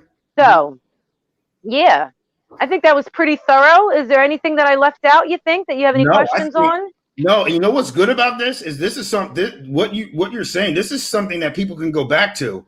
And like, because I go back to certain lectures and stuff all the time and just pick stuff out that I may have forgot. This is I hope people do. Yeah, no, this is actually really hope you do. I hope you do. Okay, what's next? Next was, where are my notes? Next was, numerology. We're going to go into numerology. Go ahead. Because, great. Yeah, I did want to talk about the phases of the moon, and I just did that. So fantastic. So, numerology. Numbers are vibrations, just like excuse me. Now everything is a vibration. I just sucked back some spit. I'm sorry. Hold up. There it is. All right, I got it. All right, my apologies. Pretty much everything is numbers, right? Yes, everything is numbers. Everything is a vibration. Everything holds a vibration. This crystal in my hand has a vibration. The grass has a vibration. Numbers have vibrations as well. And those vibrations can help us figure certain things out about ourselves. Like your life path number determines really, it's kind of, I like to equate your life path number kind of like with a mixture of all of your natal charts. Like it's like the main theme of everything that's going on in your natal chart reduced down to a number. Like I'm a 5 life path number. 5, we're always we're here, we're there, we're everywhere, we're doing this, we're doing that, we're blah blah blah blah blah blah. That's because 5 is the number of dynamic force and change. So let's go through all the numbers before I get even deeper into 5. Let's start at 0. All right, I'm like to neglect on here a link where people can. I actually pulled it up. A link where people can get their life path number. But go ahead. Okay, perfect. Yes, do that. So let's start with 0. First of all, no one will have a 0 life path number. However, the number 0 affects us all. That is the circle. It's a null. That is completion. That's what it is. It is everything and nothing. It's ether. It's going around in a cycle. So when we have something that's 0, that is a null, that is a nothing, you can't have nothing without something. It's bringing that life, death, rebirth, that cycle, and that type of completion. That's the vibration of the number 0. Because 0 is still valid. It still is a valid number. You can't have 100 without 2 zeros. So you need that circle, that completion to make things grow. So in order to grow, we have to dead ourselves sometimes so we can be reborn as a fresh person. Just like the caterpillar has to basically kill all of its stuff and regrow all of its muscles and bones and everything to be able to soar and fly and get its belly off of the ground and into the sky. So we need those zeros to help us to move forward in our vibration. So that's zero, null. That's its keyword. I reduce everything to keywords because it makes it easier for me to, oh, this is this, put it in my head. So now the number one is our as above, so below. It's our primal force. It's our individuality. It's our connection all the way up from the cosmos in through ourselves down into Mother Earth. So it is essentially putting on one line what I call the true Holy Trinity. To me, the true Holy Trinity is Source, us as human beings, Mother Earth. That's what it is. We come from the cosmos and we are nurtured on the earth, and we are the middle part. We are those middle beings. So that one gives us that up and down energy, and that energy of individual primal force. That being the first one, the first step. It's like just primitive, that primitive energy. Number two is duality and balance, the all knowing. It's being patient and knowing that to be knowledgeable, you don't have to know everything, because the most intelligent people will let you know that they don't know something. It's only the most ignorant people who claim to know it all. So the number two lets us know that knowledge comes in packages. Like you can know something and not know something. And when you're figuring out to know something, then boom, something else, you learn something new. And it's also that duality. We think of unity when we think of the number two. It's that partnership, that coupling. So we definitely want that unity energy. We want to capitalize on that when we have things that are in a two, but we also want to capitalize on that knowledge, that all knowing. Number three is creativity, the creative child, bringing things into full form, where we have that idea and we spark that idea. So now we've got it. We're trying to put all this knowledge into this idea. And then now, poof, it like popped into 3D. Like it's full forming of the idea and making it actually something tangible. Also, again, three, whereas for me, one is the proper Holy Trinity going up and down. Three is the triple goddess, the maid, the mother, and the crone, the three aspects of the goddess. That's what the number three is. And that triple goddess, that aspect is all about creativity, that creatrix, bringing something into form. So that's like the best way I can express the three vibe, which is one of my favorite numbers, three. I love the energy of the three. Four is fantastic energy as well. Four is laying the foundation. With four, we get that square. I don't know if there we go. We get that square energy. So it's solid, it's strong. And it's like laying the bricks for us to build something on top of. It gives us that formation to get started with. Five, like I was saying, is a dynamic force. It's energy, change, and adventure. When number fives come up for you, that lets you know you need to switch something up. Something's got to give. You got to change something. If every time you look at the clock, it's 5:55, that's the universe telling you that major changes need to happen in your life ASAP. My daughter was born on 5:55. Something up. And she made a major change in your life. Yes. Yes, she did. And see, yes, she did. Wow. That's just what the numbers say. It's a major change. It's a redirection. You have to redirect yourself when fives come up. Mm-hmm. Six is the caretaker. It's responsibility and protection, nostalgia, all about the family, the hearth, the home. And it's the double balance. So it's the double trinity. So we've got like the maid, mother, and crone with that feminine divine energy. And if you want to put the Holy Trinity in a more masculine energy, those two are balanced out. So it's like the triple of both balanced out in the number six, which then breeds forth family. Because you can't have family without creating from masculine and feminine energy. So when we've got sixes, that lets us know that be nostalgic in our family, connectivity to ancestors and our family members around us, and take care of ourselves and take care of others. Number seven, one of my favorite numbers again, lucky number seven. They don't say that like just for shits and giggles. Seven is actually a lucky number. It's the seeker. It is the number of divine change, whereas five is like dynamic, forceful change, like change that's just gonna happen.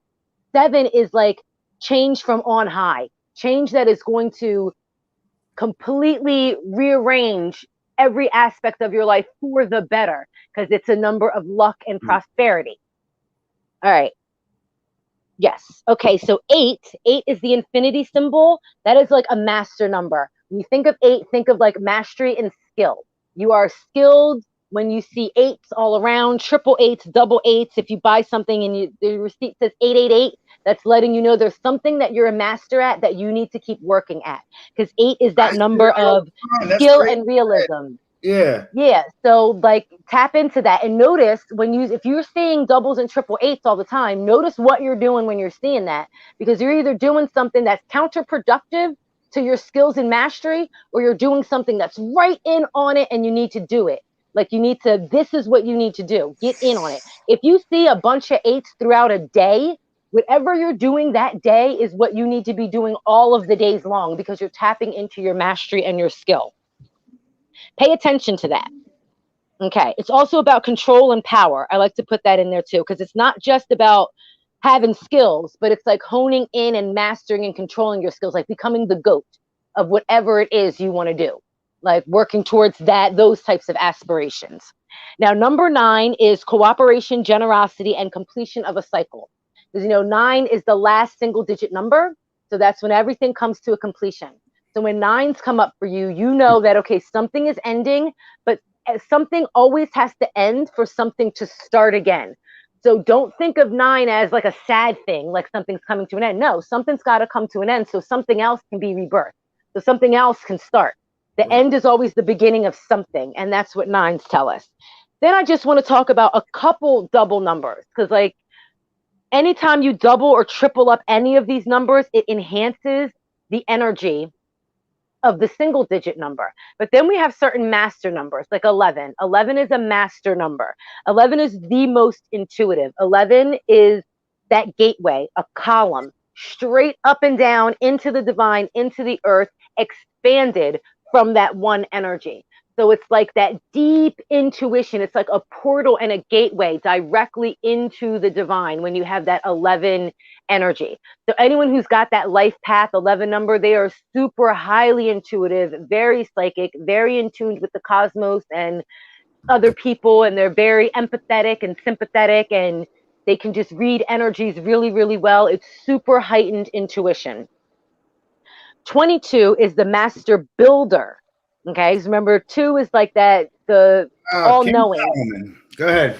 Yes, that's the master builder energy of 22. Exactly. Bringing dreams into reality, focusing your attention on detail to really build up a castle, so to speak. Like building not just, oh, I'm going to build this little over here. No, I'm going to build this over here. Like this is going to be some gold Shangri-La type nonsense. It's going to be fantastic. That's the energy of 22. And then just the last one I want to talk about is 33, which is the master teacher. That is like Jesus number, is what a lot of people like to consider 33. Also the top level, well, I don't know how to say it, but it's that's when you get to your highest whatever wisdom of Freemasonry. Yeah. And the age that Jesus was when he was crucified. Mm-hmm. So it is the master teacher. 33 is everywhere. That's what Jesus was at the end of the day. He was a mystic. He was a teacher. He was a healer. That's what he was at the end of the day. So 33s are all about understanding knowledge and spreading that knowledge in a humanitarian way, spreading it in a way that unites the collective consciousness, that unity. That's what the double 3s are all about. And boom, that's the breakdown of the numbers. And when you see them, like I said, in multiples, take heed to that message.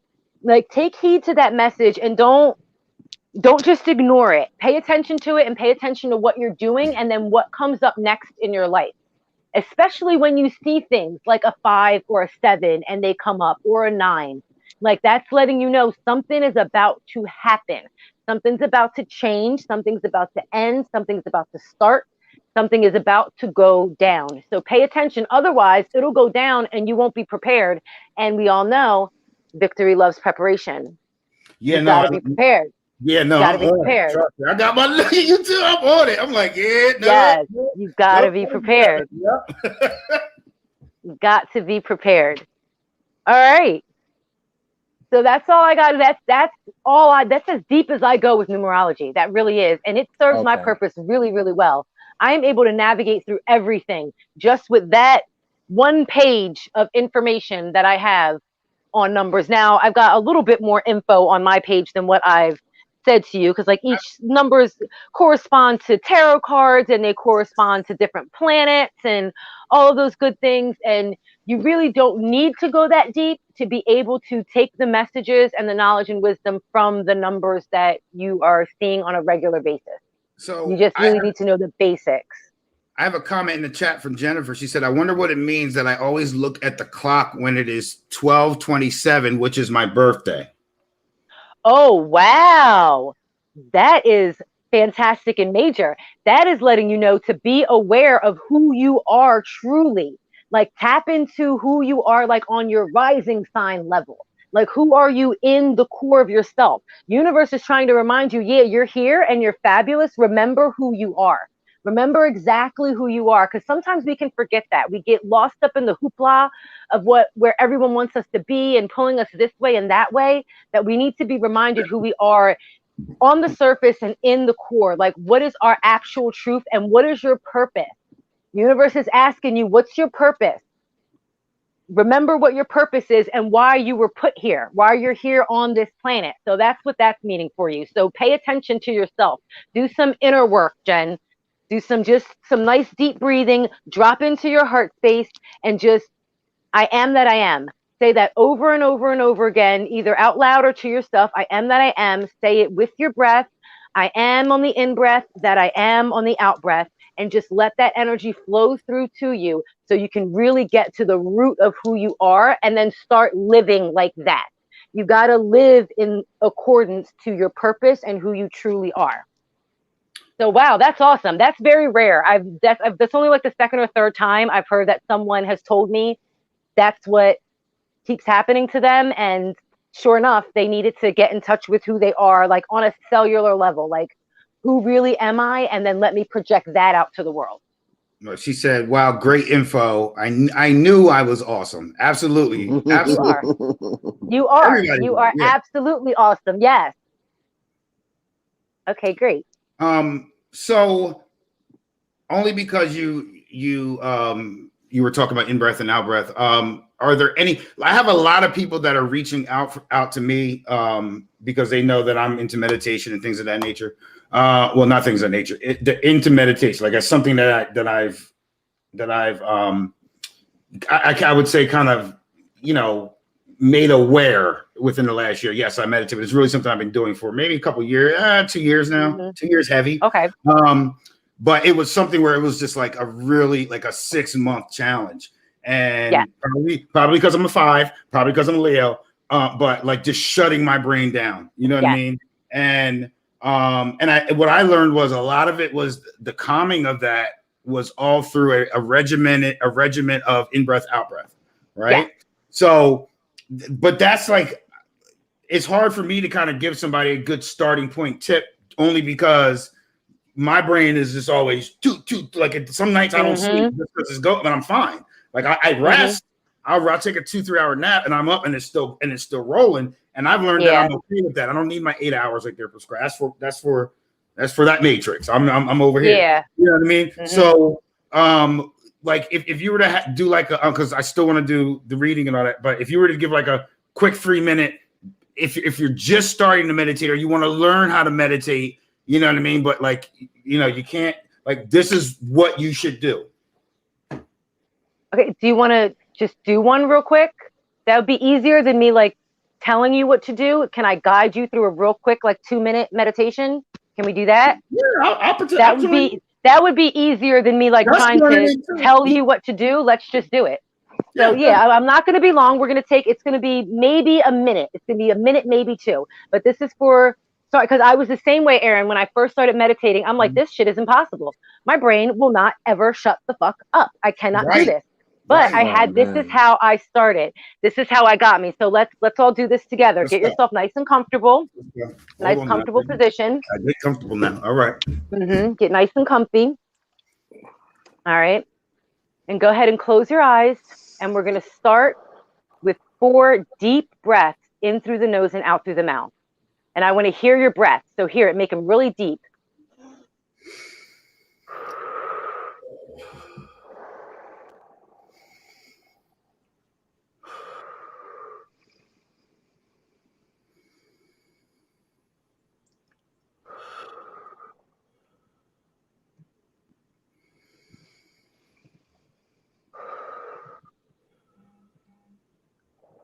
Now allow your breath to be natural. And I want you to focus your attention on your breath. Just notice where you feel your breath the most. If it's in your nostrils, the back of your nose, the back of your throat, your chest, your abdomen, just take note of where you feel your breath the most. Allow your thoughts to drift away like clouds. Any thought that comes up, just let it drift away like a cloud, or just imagine a chalkboard eraser, just erasing those thoughts away, and drop your attention back to your breath. Feel your lungs expand and contract. Feel your abdomen raise and lower. Focus in on your diaphragm and how that moves as you breathe. All that matters is the breath. Nothing else matters. When your mind starts to wander, as it will, just allow those thoughts to float away and put your attention back to the breath. Nice, even breath. Feel how the breath soothes and relaxes you.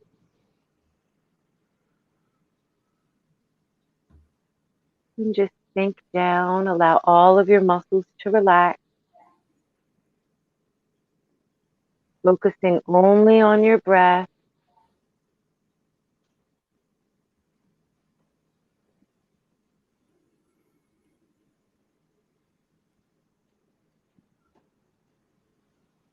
And if your mind starts to wander, that's fine. Without judgment and with love, just allow those thoughts to just drift away. Nothing matters. All that matters is this present moment. That's all that exists is right here, right now, and the breath. Nothing exists beyond the breath.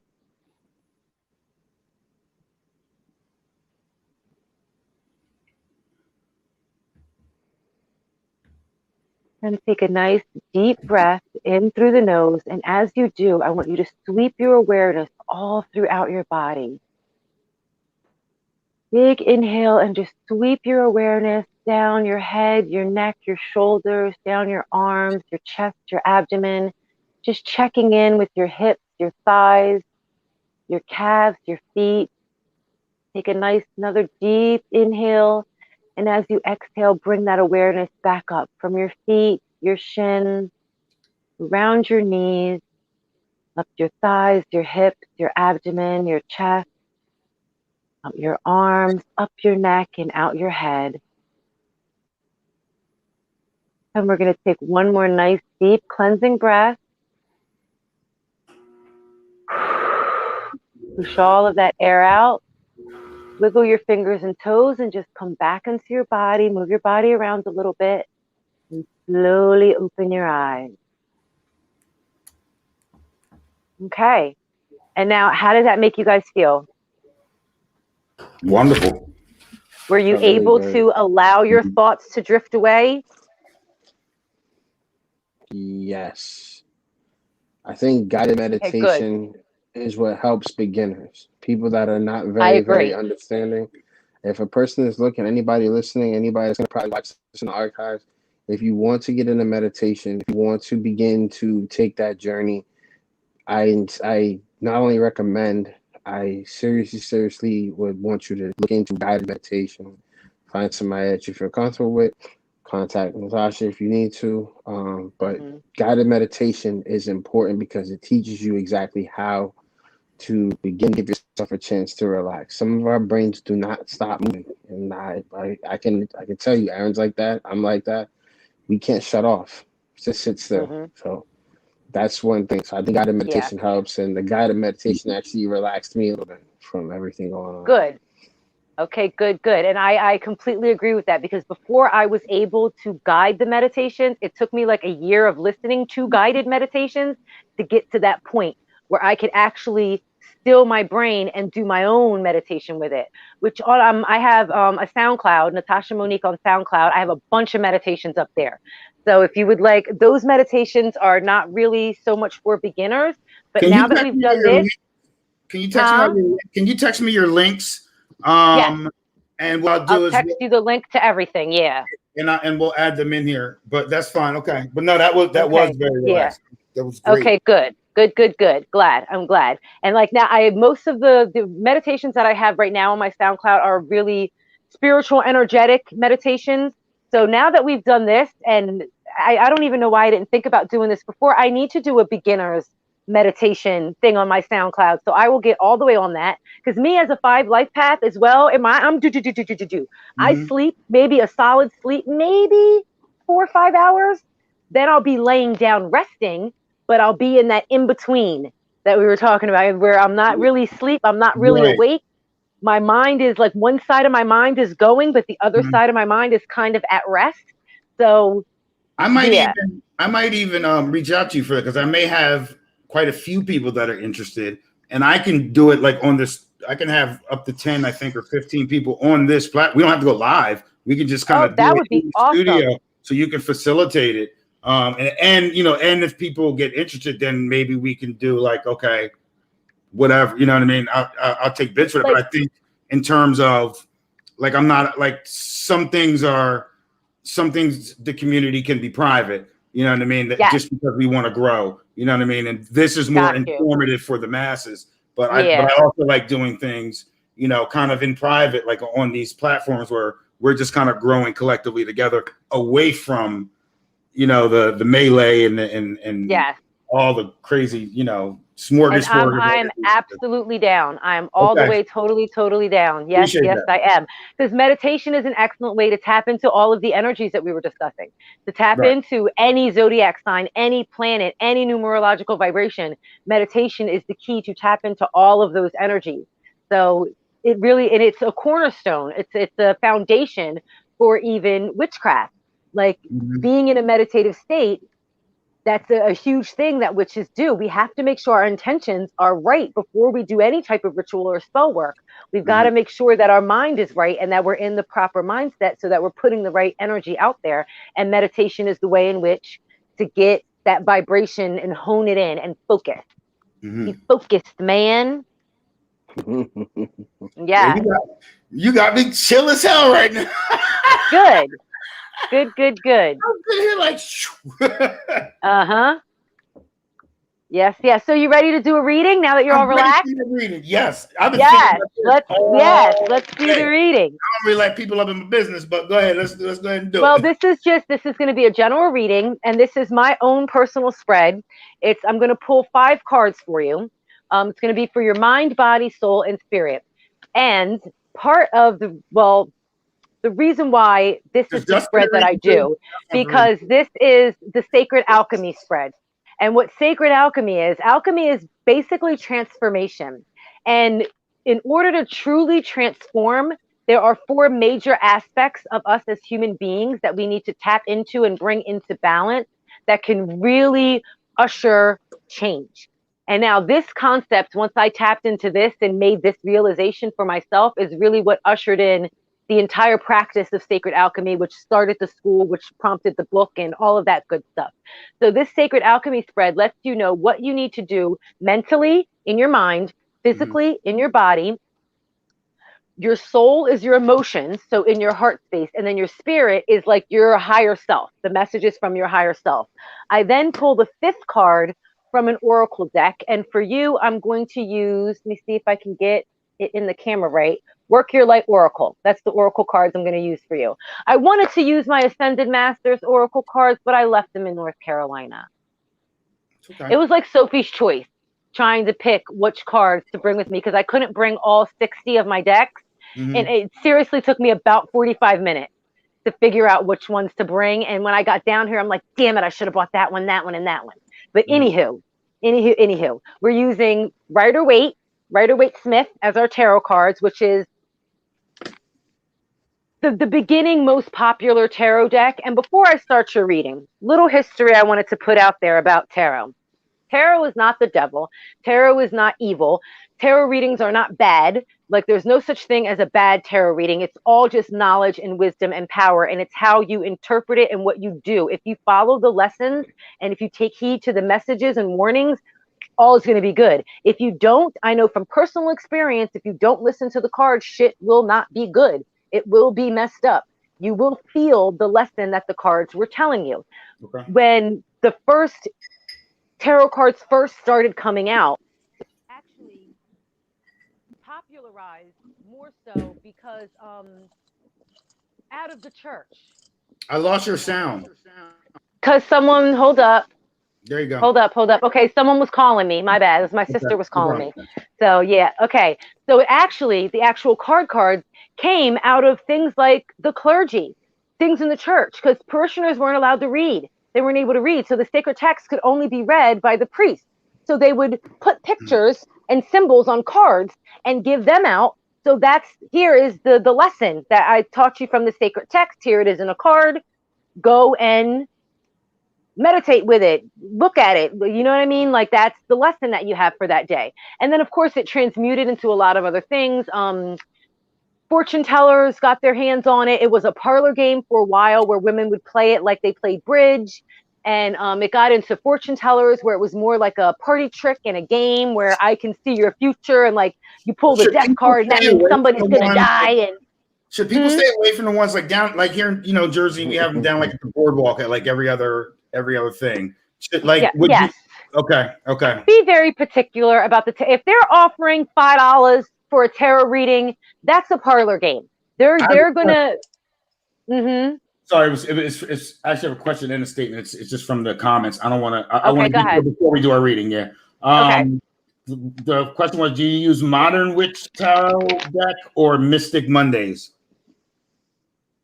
I have so many tarot decks. Like, I have 60 tarot decks. I don't have a tarot deck called Mystic Mondays. What I'm using right now is the Rider-Waite-Smith. And I have, oh my gosh, I have African American tarot. I have mythical goddess tarot. I have like a plethora. I have so many tarot and oracle cards, it's ridiculous. But those two particular types of cards I've never heard of. So I don't know. I might like to use them. I might put them on my list because I'm always looking to get more decks. Okay, so it is in the comments, but it was do you use Modern Witch Tarot deck or Mystical Mondays? That's what it is, but that is in the deck. The second comment was based on the meditation. It says don't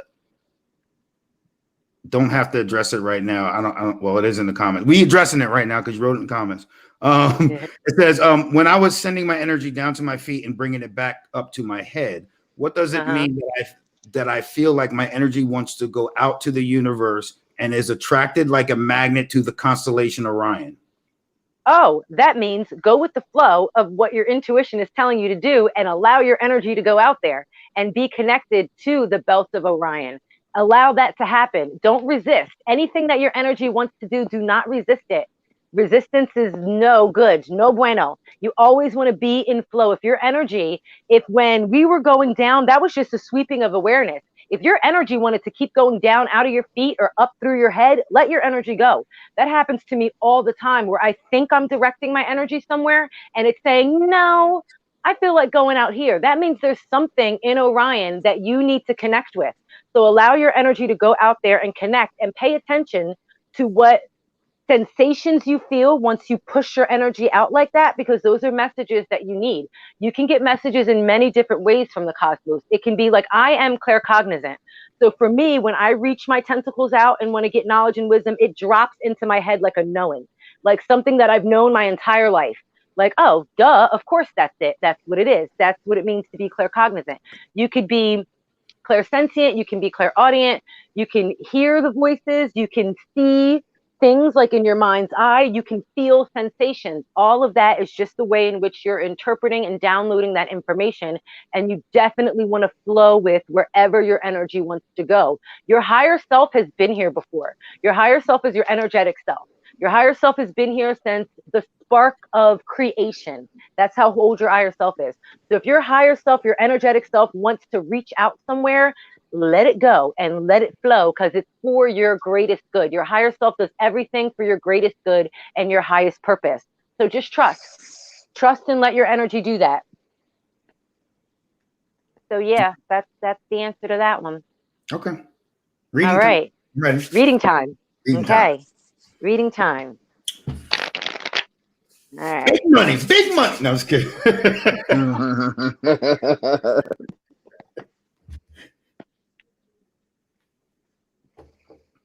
Oh wait, I'm running out of space on my little.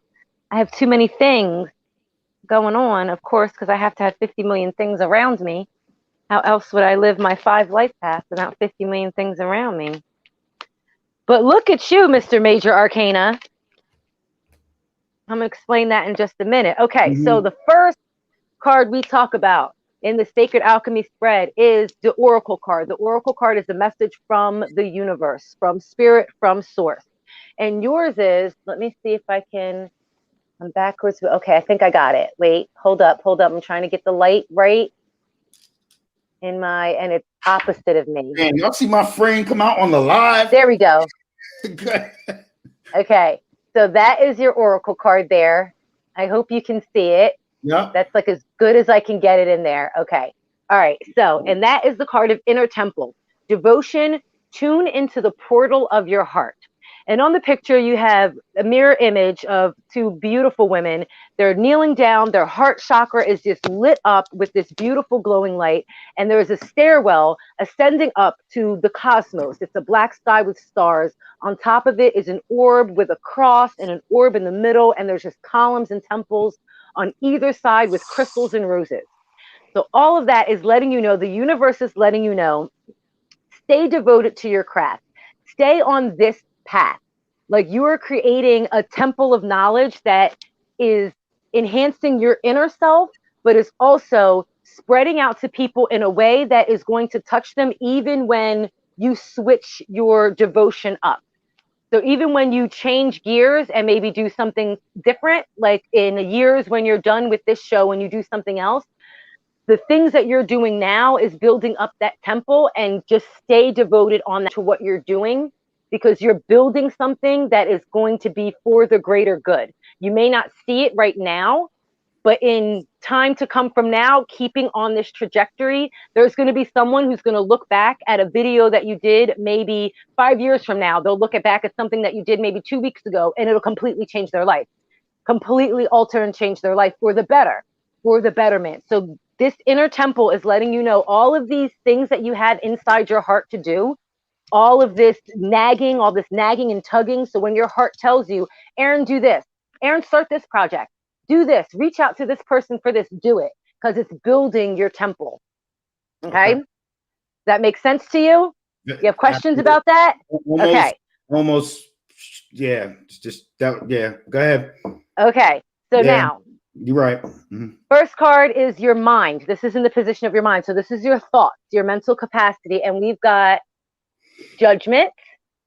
The Judgment card, you see we have the Archangel Gabriel blowing his horn, and we've got bodies coming up from the grave, like being arisen. So the Judgment card, I can't seem to get it in the camera proper. I'm trying, y'all. I'm trying. It's like backwards for me. There we go. So the Judgment card is letting you know there's a mental rebirth going on for you. Your thought processes are changing, and sometimes you need to recycle old ideas and look at them fresh and new. So things that you were exploring and going into maybe a while ago that your thought process has changed from, it's now time to revisit that, to resuscitate it, so to speak. So just resuscitate parts of your mind that you've allowed to lay dormant, but those ideas that maybe you've had this idea before and we're like, nah, that's not going to work out. Now is the time to wake it up, blow your horn and call that back into fruition. So go back in the crates of your mind, and think of old projects. Those projects are going to tie into building of your inner temple. All right. Okay. So you're gonna have homework after this reading. By the way, I oftentimes give homework after my reading, so this is nothing new. Just so you know, you're gonna have homework. I can already feel I'm looking the forward to it. homework that I'm gonna give you. Yes. So now, so mentally, we've got the Judgment card. Wake up to those old ideas and hear your calling, because that's something else that keeps being popped into my head, is that hear the calling of the next step, because there's further steps that are going to come for you, and you have to make sure you not just hear the call, but you act on it. Like, don't just pick up the phone, but pick up the phone and then take the directions, get in your car and drive there. Like, it's got to be going all the way through, following through with things. Okay, so now I'm ready to go on to the body. Your body, your physical. This is the Wheel of Fortune reversed. Okay, and the Wheel of Fortune is all about luck. So you want to make sure that you switch up your routine. All right, you can't keep going around in circles. It's like you got to switch something up.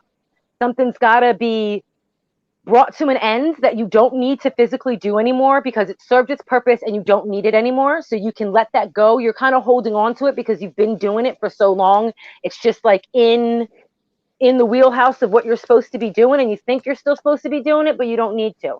You don't need to do that anymore, because you're ending that cycle and starting something new. You have a lot of newness going on in your life. Like, you're building a lot of new things that are going on, and it's important that you release some old things so that you can make space for new things. And I got to go right into the next card with saying that, because the next card is, here it is, it's there. Temperance, reverse. So far, you've had 3 major arcana cards in a row. Okay, the major arcana cards are the ones that are not like 2, 3, 4, 5 cups, wands, pentacles, like that. They're the majors. You've got 3 majors out of this 5-card reading, which is a lot of internal work that you have to do that will then be pushed out into the external threefold. So it's like the things that you're going to be doing, once you push it out into the universe, it's going to help them out threefold, which then is going to come back to you threefold. So within your emotions, with temperance reverse being in your emotions, that's letting you know, reel it in a little bit. Bring some balance to those emotions. Make sure that when you're pissed off, you go through being pissed off, end it, end being pissed off. Okay, I'm pissed off at you for this. Tell them about themselves. Be done with it. Forgive them and wash your hands of it. Cut the cord. Be done with it. Like, don't hold on to emotions. Balance them out. And that doesn't mean that you've got to have rainbows spewing out of your ass all day, because that's just not going to happen. But when you feel yourself getting into that space of overwhelm, or too much is going on, or I'm too aggravated, bring yourself back to an emotional balance. Excellent way to do that is to listen to music. Listen to one of your favorite songs or something like that, and then just move around and dance. Like, I can't dance for shit, but I do it all the time. I don't care. It's just that moving helps to uplift your emotional state and bring your emotional state into balance. You want to make sure your emotions are balanced. Balance them out. You want to be angry when you need to be angry, but be soft when you need to be soft, and exchange when you need to exchange, and go with the flow. Like, temperance has 1 foot in the water and 1 foot on the rocks. That's that just juxtaposition of being hard and soft. So bring that hard and soft balance into your emotional state. Okie dokie. Any questions about that? Nope. No. We're good. We're going on. All right. Your higher self. Your higher self. I love this, that you have the Page of Cups reversed as your higher self. That means your curiosity is really exploding. Your curiosity, like, see, he's got a little fish in his cup, and with it reversed, it's like that little fish is just jumping out and is ready to just go all over the place. Cups coordinates with your heart center, your space, your emotions. That's what the suit of cup corresponds to. And pages are all about curiosity and going out there and having wonderment.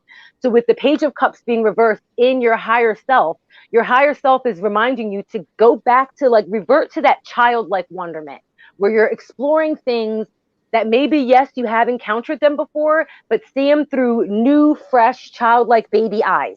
Just see everything with wonderment and delight and glee. And even if you feel like you know everything about it, relearn it from a fresh perspective, a perspective that's more heart-centered than knowledge-centered. All right? That's what your higher self is letting you know to do. So see how readings are not bad at all. They just let you know about yourself. So your homework is some journaling that you need to do. You need to do some journaling. On one side of the page, I want you to write out what it is that you're like a typical day for Aaron is. Write it all out.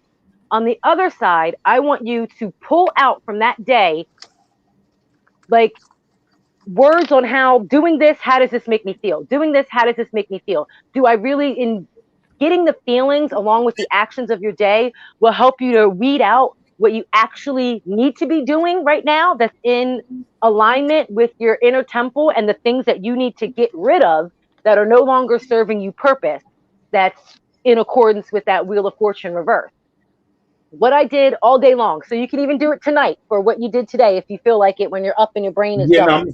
Write down everything you did, and then how did this make me feel? If it made me feel in some type of way, do I need that feeling? Or is this something that I don't even have to be bothered with doing anymore? Like, is this something that I can just fall to the wayside or see through different eyes and tweak and balance out in a different way? So that is your homework. That's your self-inventory homework for you tonight. And boom, there's your reading. That's a nice little general reading for you. And it's just letting you know what you need to do right now in alignment with what's going on in the cosmos to bring yourself into balance.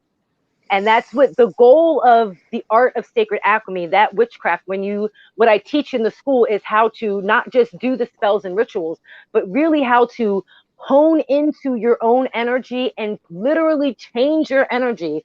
So you are going through a physical alchemy and therefore uplifting your vibration and therefore better able to navigate life and do the things that you need to do that are in purpose with what it is you're supposed to be doing in life. So we control our energy. A lot of times we let our energy control us, but practicing sacred alchemy, that witchcraft teaches you how to control your energy. Like, you have no idea. Right now, I've never lived with my mom and stepdad together. Like, when I graduated high school, I got my own place and they lived together. Like, it was just me and my mom. My mom went and moved in with my stepdad. So I've been, since a 19-year-old adult, I've lived by myself. So this is my first time living with them. Oh my good Lord Jesus. If it was not for me being able to tap into the art of sacred alchemy, I can't even imagine what I'd be going through right now. But because I know how to take the energy that you're bringing to me, alchemize it, and spew it back in a way that's to my benefit, I am in better control of the external universe. Because you can't control what goes on outside. You can just control how you react to it on the inside. And I've learned to really discipline myself and control myself with what goes on the outside. Okay. So yeah. That was that's just such. That was profoundly accurate. Oh, good. To the I'm point glad where that resonated you with have you. Aaron shush the hell up right now. I'm just and that don't happen. That doesn't happen. That doesn't happen. No, it doesn't. Happen. I either got a joke to say or something, but that was just so enriched with authenticity of every emotion, just almost everything that's just been going on in my mind and in my meditative energies, you know what I mean, throughout the course of, so I have my homework and I'll journal for a couple of days and I'm going to report back. I was going to say now, I would like for you to check in on me whenever you feel like it. I'm not going to give you a time frame, just whenever you feel guided, check in with me so we can go further discuss, see how tarot readings, and I have my degree in psychology. That's what I went to college for. And for me, tarot is not just a fun, yes, it can be fun. Yes, of course it can be fun. It's supposed to be fun. But to me, it's also a tool for self-improvement, self-inventory, self-guidance, self-enlightenment. It really is a tool to help you be a better human being and to be able to better navigate this craziness that is the human experience. It's hard being a human being. This shit is nuts. It's crazy being human. So just the way in which I work with the cards, and not every tarot reader does this, so pick a tarot reader that resonates with you. I do general readings on my YouTube channel, so you can see what my readings are like, not just seeing here what I did with Aaron. If you want to see general ones, you can see that. If you like my style and want a reading, absolutely, you can book one with me. But they are more to me. What's your YouTube channel address? It is Sacred Alchemy with Natasha Monique. Okay. Yeah. You continue on. I'm going to post it on the link, but I just wanted to get. Okay, awesome. Yeah, so like that's I like to go deeper with it. And just as an FYI for anyone who's thinking about a reading, I do not like doing love readings, so to speak, where you ask me, is this guy my true love? Is this person my twin flame? Are we soulmates? What's up with this relationship? Why are you wasting the oracle that is Natasha Monique to talk about somebody else? Why are you so worried about whether or not this person loves you? It's because you don't properly love yourself. So let's work on that. Let's work on that. Before you're asking if this person is the right person and how are they feeling and what do they think about me, let's talk about how you feel about you and why you are wasting a whole high priestess on asking about what this dude's thinking or what this chick's doing. Like, no, stop being so worried about them. Worry about you. Because when you're in tuned and you're in balance with your mind, body, soul, and spirit, you're able to see the bullshit real quick. And you know, oh, I want you. I don't need you. Like, you realize that we are fundamentally alone in this world and you don't need anybody to be a whole and righteous human being. You can do it all by yourself. You don't need anybody. You want people because we are communal beings. We like to be with each other, which is fantastic and great. But there's a difference between feeling like you need to have somebody and wanting somebody. And those who feel that need, I'm not going to sit there and tell you, oh, well, you just have to do this, and then this guy will do this. And no. We're going to work on you, your own personal stuff. And that really is from the studies I did in college, learning about psychology and the human psyche, super fascinating stuff. And I just mesh it all in together with my spirituality, and it works well for me. So yeah, so if you want a reading by me, know that it's not going to be some like you're going to get homework, we're going to do some stuff. Like if this was an offline personal reading that I was doing for you, Aaron, we would have gotten a lot deeper. We would have done some activation work. We would have done some cord, like whatever type of energetic work we need to do, we'll do that. We'll do cord cutting if need be. We'll do just whatever we need to do to get your energy at a good baseline. So then when you do your homework, you can know how to further just uplift your vibe and attain whatever goals it is you want to attain. So yeah, that's just that. And I think I'm finally done talking. I was here talking the whole time. Yeah, no, I was saying, I want to do that because even with the general one, it was on point. But I want Justin to do a reading. I want Justin to get a reading. No, only if he wants one. I don't give readings for people without them asking me for a reading. Sorry. Okay, sorry. Sorry. Yeah, I'll be more than happy to do a reading on screen. That sounds cool. I just wanted to ask do one something. now is cool? Yeah. Okay. Now, do you have a particular question or just a general reading like I just did is cool? General reading. I don't have anything in particular Perfect. I'm looking for. I like general readings better anyway, because these let me know what you need to know right now.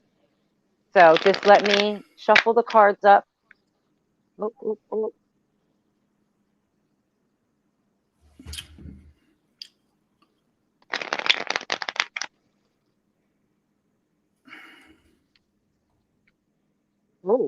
Oh, the cards are jumping. Okay, give me a second. I'm getting to it. How about right? Yeah, they are ready to go. They are like jumping all over the place. Okay, they're like excited. Like, yes. Woohoo, because I haven't used the Rider-Waite deck in so long. They're like, you're giving us some love. Yes. I can't wait. Okay, there you go. There you are, honeys. Okay. All right.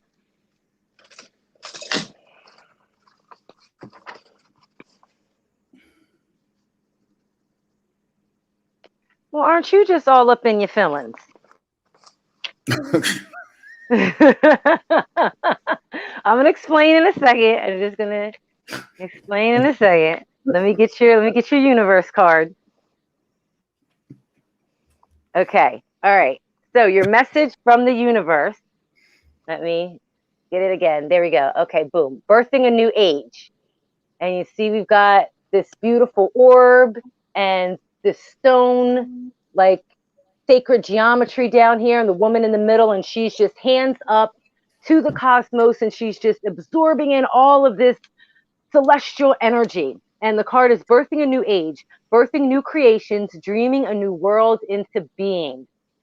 So whatever you're dreaming and that you want to manifest, get her done, because it can be done easily for you. The universe is reminding you that you're already doing it. You're already birthing your new age.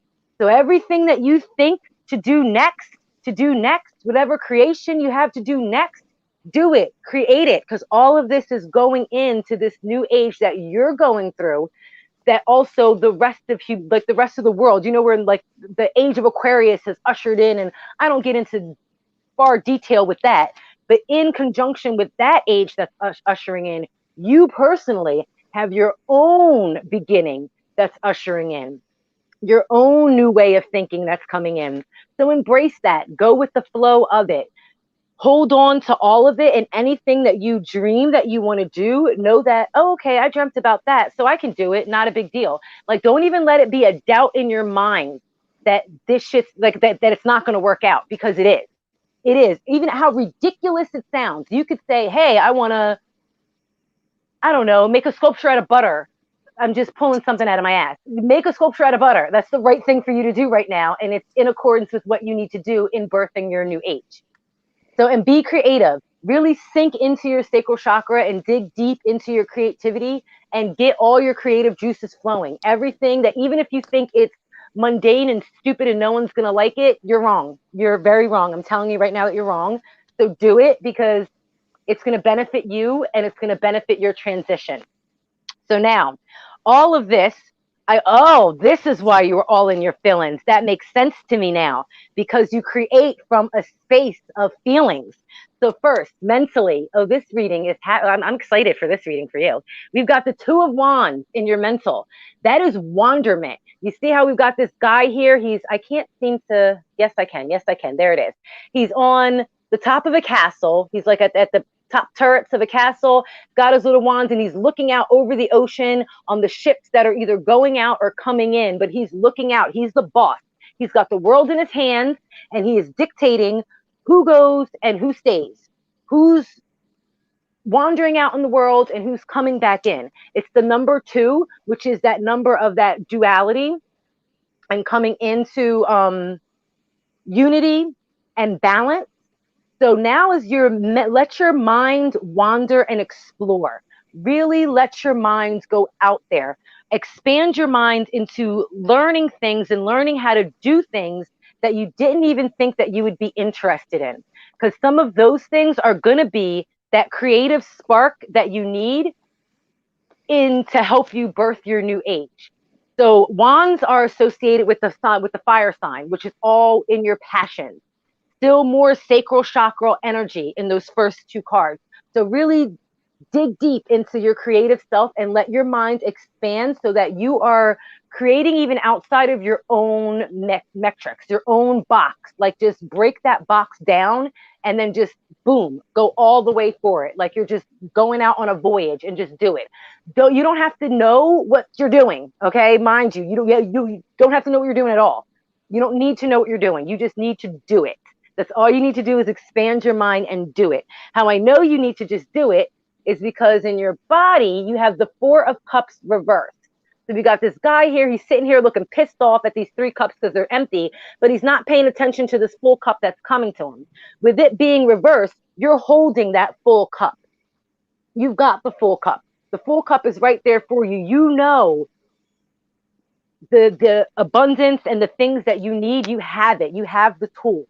And you can see the tools, and you know how to use the tools, and you know what to use them for. So now your physicality needs to take those tools and put them into practice. So put all of these tools that are in your repertoire, everything that you know you have, put that into practice, because it's all going for like, and keep in my head, like, remember I said I'm claircognizant. So when I do my readings, messages just pop into my brain throughout them. That's downloads from like spirit, the universe, whatever you want to call it, just guiding me. That's my intuition and stuff guiding me through the reading. And it keeps telling me that you're doing it, you're creating it, create it, do it, create it. You have everything that you need to do it. Just think out, stretch out, and do it. You're going to do it. Also, your emotions, we've got the 3 of cups. Again, cups are all in your heart space. They're all about emotions. So your last 3 cards are cups. So all of this creation, all of this birthing that you're doing is coming from a space of love. That's where it's coming from. In your heart space, your emotion, your soul position, the 3 of cups is fantastic. This is a loving collaboration.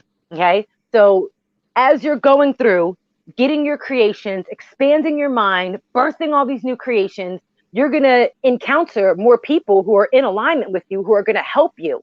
They're going to help you along the way, and they're going to do so with grace and ease and celebration. You know, these ladies got their glasses up, they're toasting, their cheers, because they've gotten success. They're abundant. They've got all this fruit and vegetables all around them. They're celebrating. So know that all of this that you're doing is going to yield celebrations. This is a celebration within your heart, like little small personal victories. Like, yeah, I didn't even know I could do that. Look at what I just did. And then that will expand on, because then you'll meet somebody who'll say, oh, word, well, I do this. Let's me and you get together and do this together. That will again go back to you expanding your mind, because you'll at first think, nah, I don't think so. But yeah, do it. Expand your mind. Think outside of your box and be in collaboration with those like-minded people. They're going to help you in this creation process. And I know I keep saying birthing process, and yes, men birth things too. So it is a birthing process where you are really creating something new. So you're going to have homework too. I just thought of what your homework is going to be, and I'm going to give that to you as soon as we do your higher self. Your higher self is the Queen of Cups, the Queen of Cups reversed. So the Queen of Cups reversed reminds us to be vulnerable. Okay, the Queen of Cups is very stoic. She goes with the flow. She's very easy to talk to, and she holds on to everybody's secrets. She will not tell anybody a soul, but she also does not let her emotions be known. You tell her everything, and she'll, yes, I'll take care of it for you, and she'll hold tight to your truths and your secrets. But what she won't do is tell you her secrets. So with her coming up reversed in your higher self card, it's okay for you to be just a little bit vulnerable. That's okay. It's okay. It's not going to kill you. It's not going to you're not going to dissolve if you're just a little bit vulnerable. Just a smidgen. You don't need to be a lot bit vulnerable, but you do need to allow yourself a little bit of vulnerability. Let somebody in just a little bit further. You don't have to go all balls to the walls with it. Just allow someone just a little deeper peek in. That deeper peek in is going to help with your expansion and your creation. Because what I keep seeing every time I keep talking about birthing the new age for you, I just keep seeing this big orb, like an exploding orb. Like that's just what I'm like, it's huge. It's going to be boom, big. So you've got to allow yourself to be a little bit vulnerable to really hone in on it and make it as expansive as it's going to be. Because something hugely major is coming down for you. And you got to go with the flow of it. And is there anything else? Like there's something else you need to know. Hold up. I'm not done yet. With that vulnerability also will breed more strength for you. I'm like, why do you keep saying vulnerable in my head? That vulnerability leads to strength. It will make you stronger, and then therefore make you better able to create and expand. So don't think of being vulnerable as a weak thing or a negative thing or something like that. That's something of great actual strength, to be able to be vulnerable and then still keep on going on and keeping on. So your homework is to, first of all, I don't even know how to do this for you. Okay. First part of your homework, you have to wait for me to do it, because I want to do I want you to drop down into your sacral chakra, and I really want to activate and expand and crystallize your sacral chakra. You're not going to be able to do that on your own, so just give me a little bit. I will do a little audio recording for you, and I'll make sure I get it to you. It'll really help to expand and crystallize your sacral chakra. So now, while I'm doing that, your homework is, again, journaling list of all of your creative endeavors that you've ever thought about doing since you were a little itty bitty boy. Every little fun, creative thing that you have ever thought about doing, even if it's like building Legos, write that shit down. Everything, coloring, drawing, painting, soldering, whatever, building computer programs, I don't care what it is. Like every little creative outlet that you've ever wanted to do or have done, write that down and then revisit. What can I go back to? What really did bring me joy? And those things that when you, oh yeah, I used to do that. And if you start to get a little nostalgic, like, yo, that shit was dope. Yeah, I remember doing that. That's how you know that's a creative outlet you need to tap into again, because that's going to help you in birthing your new age. So you've got a lot of creativity and emotional flow going on with you. And I want you to just capitalize and tap into all of that, because it's so much for your betterment. And it's going to help you to expand so much greatly. And with that, before, I don't want to forget. So let me write down in my things to do for tomorrow to do my. Hey, Tosh, while you're writing that down, I'm getting asked, how do we get in touch to get their own reading? What's the best way to get in touch? So the best way is to go to my Facebook business page. So if you go to like facebook.com/face fear and spit, that brings you right to my business page. And then you click on the book button and you can book the reading right there. Is the link attached to your personal page? Like, can I go to your personal page on our That's a damn good question. And my tech savvy skills are in the basement. So I honestly do not know. Like, I honestly do not know. So yeah, I don't know if it's linked in there. It should be, I guess. But I don't know. But yeah, if you go to Facebook, well, I think it's like fb.com/ and then face fear and spit, that brings you right to my business page. But I'll send you the link for that too, Aaron. I'll send you the links for all of my stuff. Yeah, I can direct for my group page, for the group page, the school, and my business page, and my SoundCloud. I'll send you something from my SoundCloud too, so you have that. You know what? I mean, what I can do is, I'll get with you. We can talk about, bringing you back.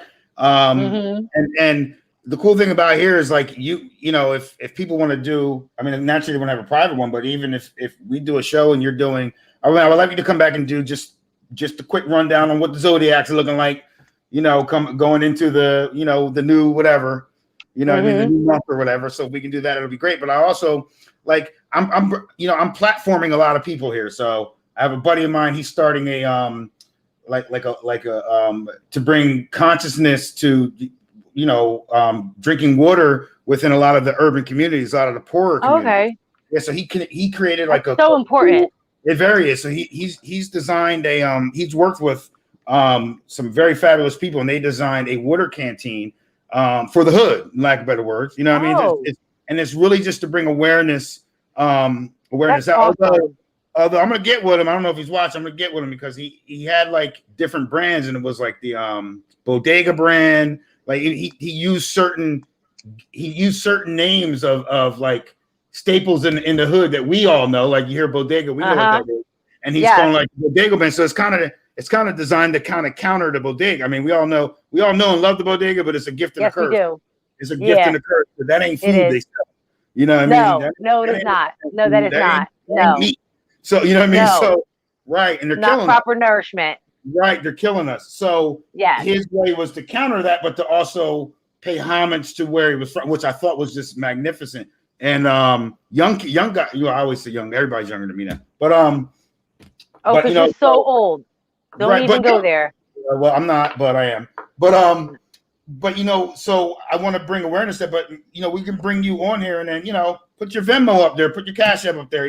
People can go buy $5 scratch off, they can cash up you $5 and get an in-depth reading. You know what I mean? There's no reason why. Oh, my readings are way more expensive than $5. Yeah, what I mean a general. Okay. Are you on the Aaron show? They had to put on the boardwalk. Yeah, right.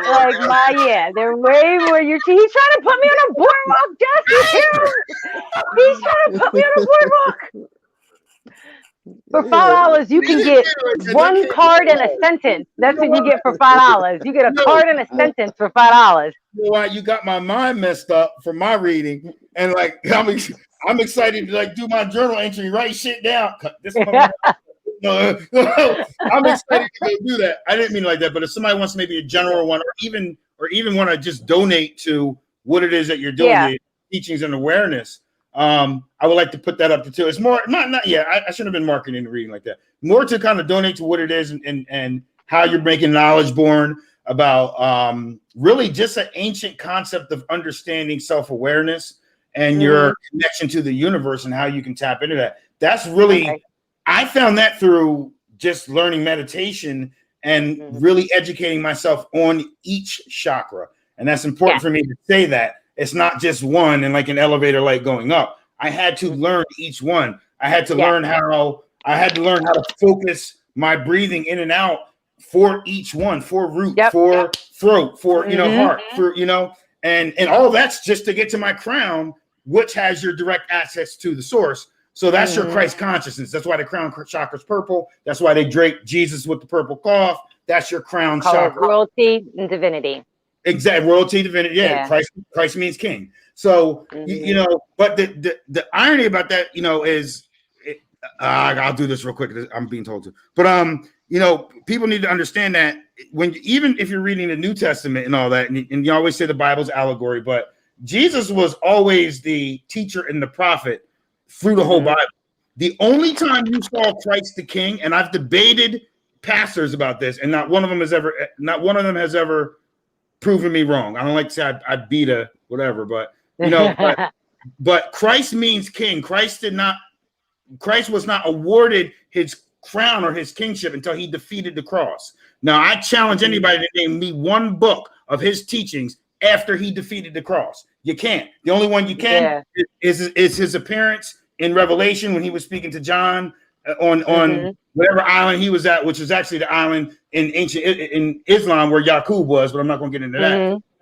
But you know what I mean? But there isn't one book in the Bible where Christ was king. He was always the teacher. He had to lose his power, which was actually the cloak going into Pisces. That's why Jesus is the two fish. People had the little Jesus fish on the back. That's your Pisces, right? So he had to lose that connection. It was cloaked. It was covered. You know what I mean? And that's why he said, that's why when he was praying, he said, if there's any other way I can get this, I can continue on without having to do this, let me know. And he got no answer from God because he had that loss. He didn't have that connection to the source. So then he had to endure the cross. Then he had to endure betrayal twice. He had to endure the whipping and everything and the slander and being innocent, being the innocent man with everybody else around him guilty and the robber and the thief, yet they're yelling, crucify him, because that's what the religious folks was telling them to do. So, you know what I mean? And he had to bear his cross. And then after he conquered the cross and rose, however you want, was reborn. That's all that means, was reborn, was reincarnated. It doesn't mean, he rose from the dead. No, he was reborn back on the earth.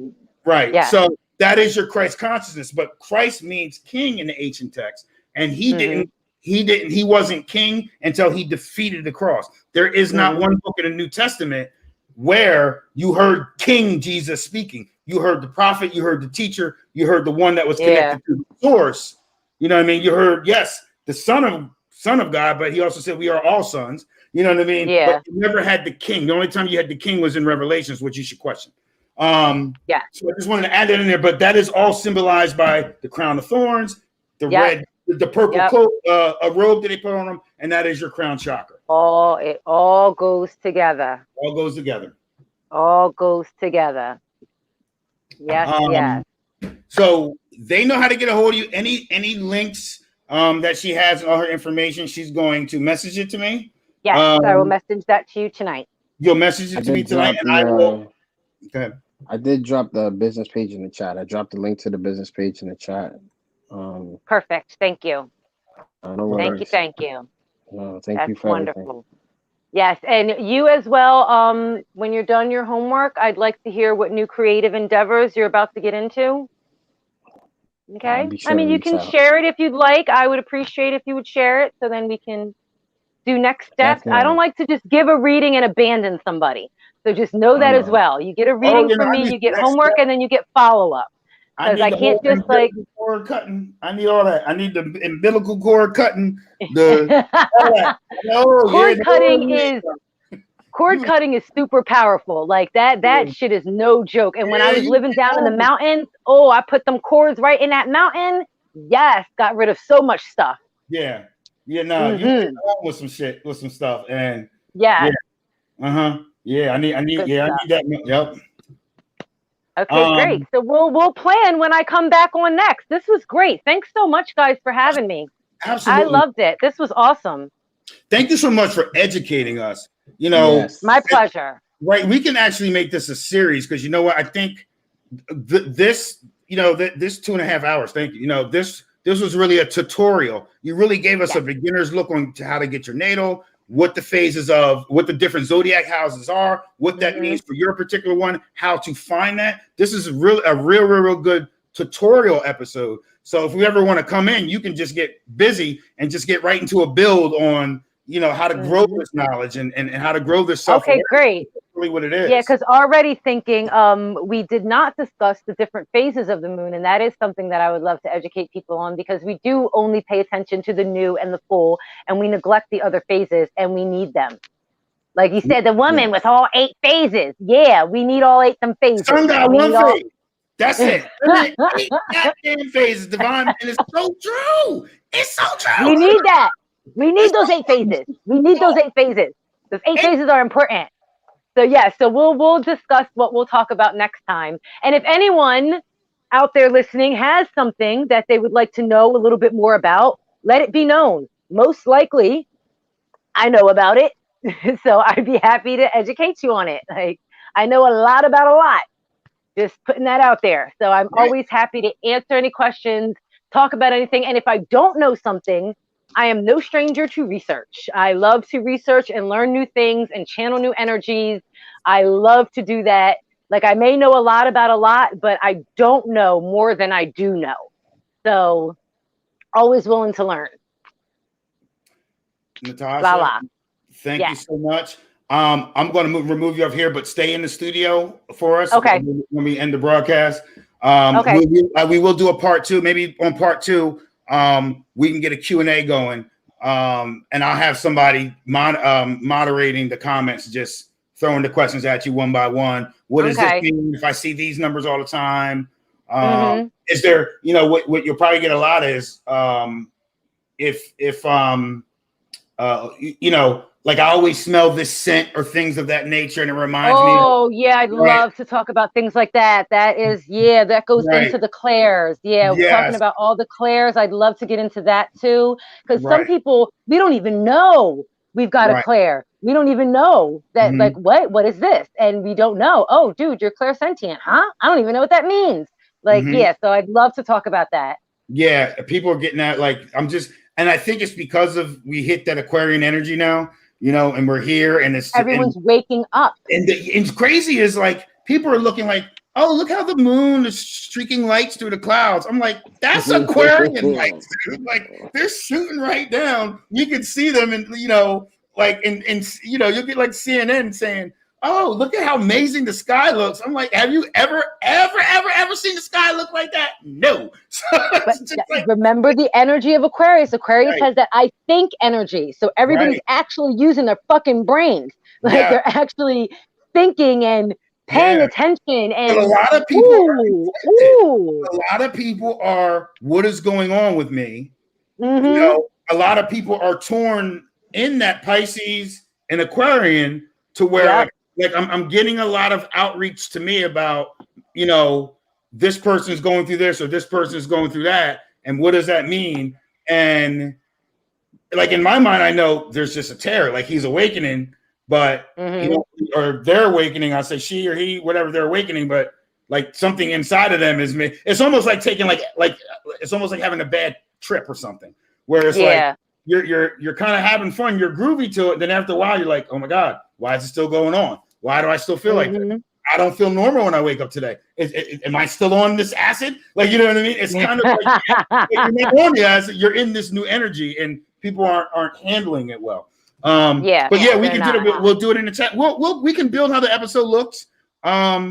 This was very spontaneous, so thank you for doing it. But we can market it for a week or 2 weeks. I can actually have people, you know, if they want to join in, send them a link and then get them online. So we can build how it goes. But we'll definitely get you in here every month to kind of give a preview what the month looks like. Thank you so much. We'll definitely be marketing your information and get people to subscribe to your channel. I put the link up there. Awesome. Hold on, let me do it one more time before we roll out. Never mind, I won't. Oh, here it is. Here it is. I thought I deleted it from that. But yeah, so subscribe to the YouTube. I actually went on there to get it, and I saw you did a reading 8 hours ago. So you're very active. You're very active. But thank you so much. Hang out in the studio. We'll talk to you. Okay. All right, Todd. Thank you so much. Bye, everybody. Mwah, blessed be. Just my brother. This was dope. I actually like this. This is great. I got educated today. I got educated today, and I'm very happy. Yeah. Feedback. Yeah. Like I'm gonna have to go back and rewatch. You know, I always rewatch episodes. I'm gonna have to go back and rewatch and just whatever. But I'll meet you in the studio too. Let's get on how let these folks enjoy the night.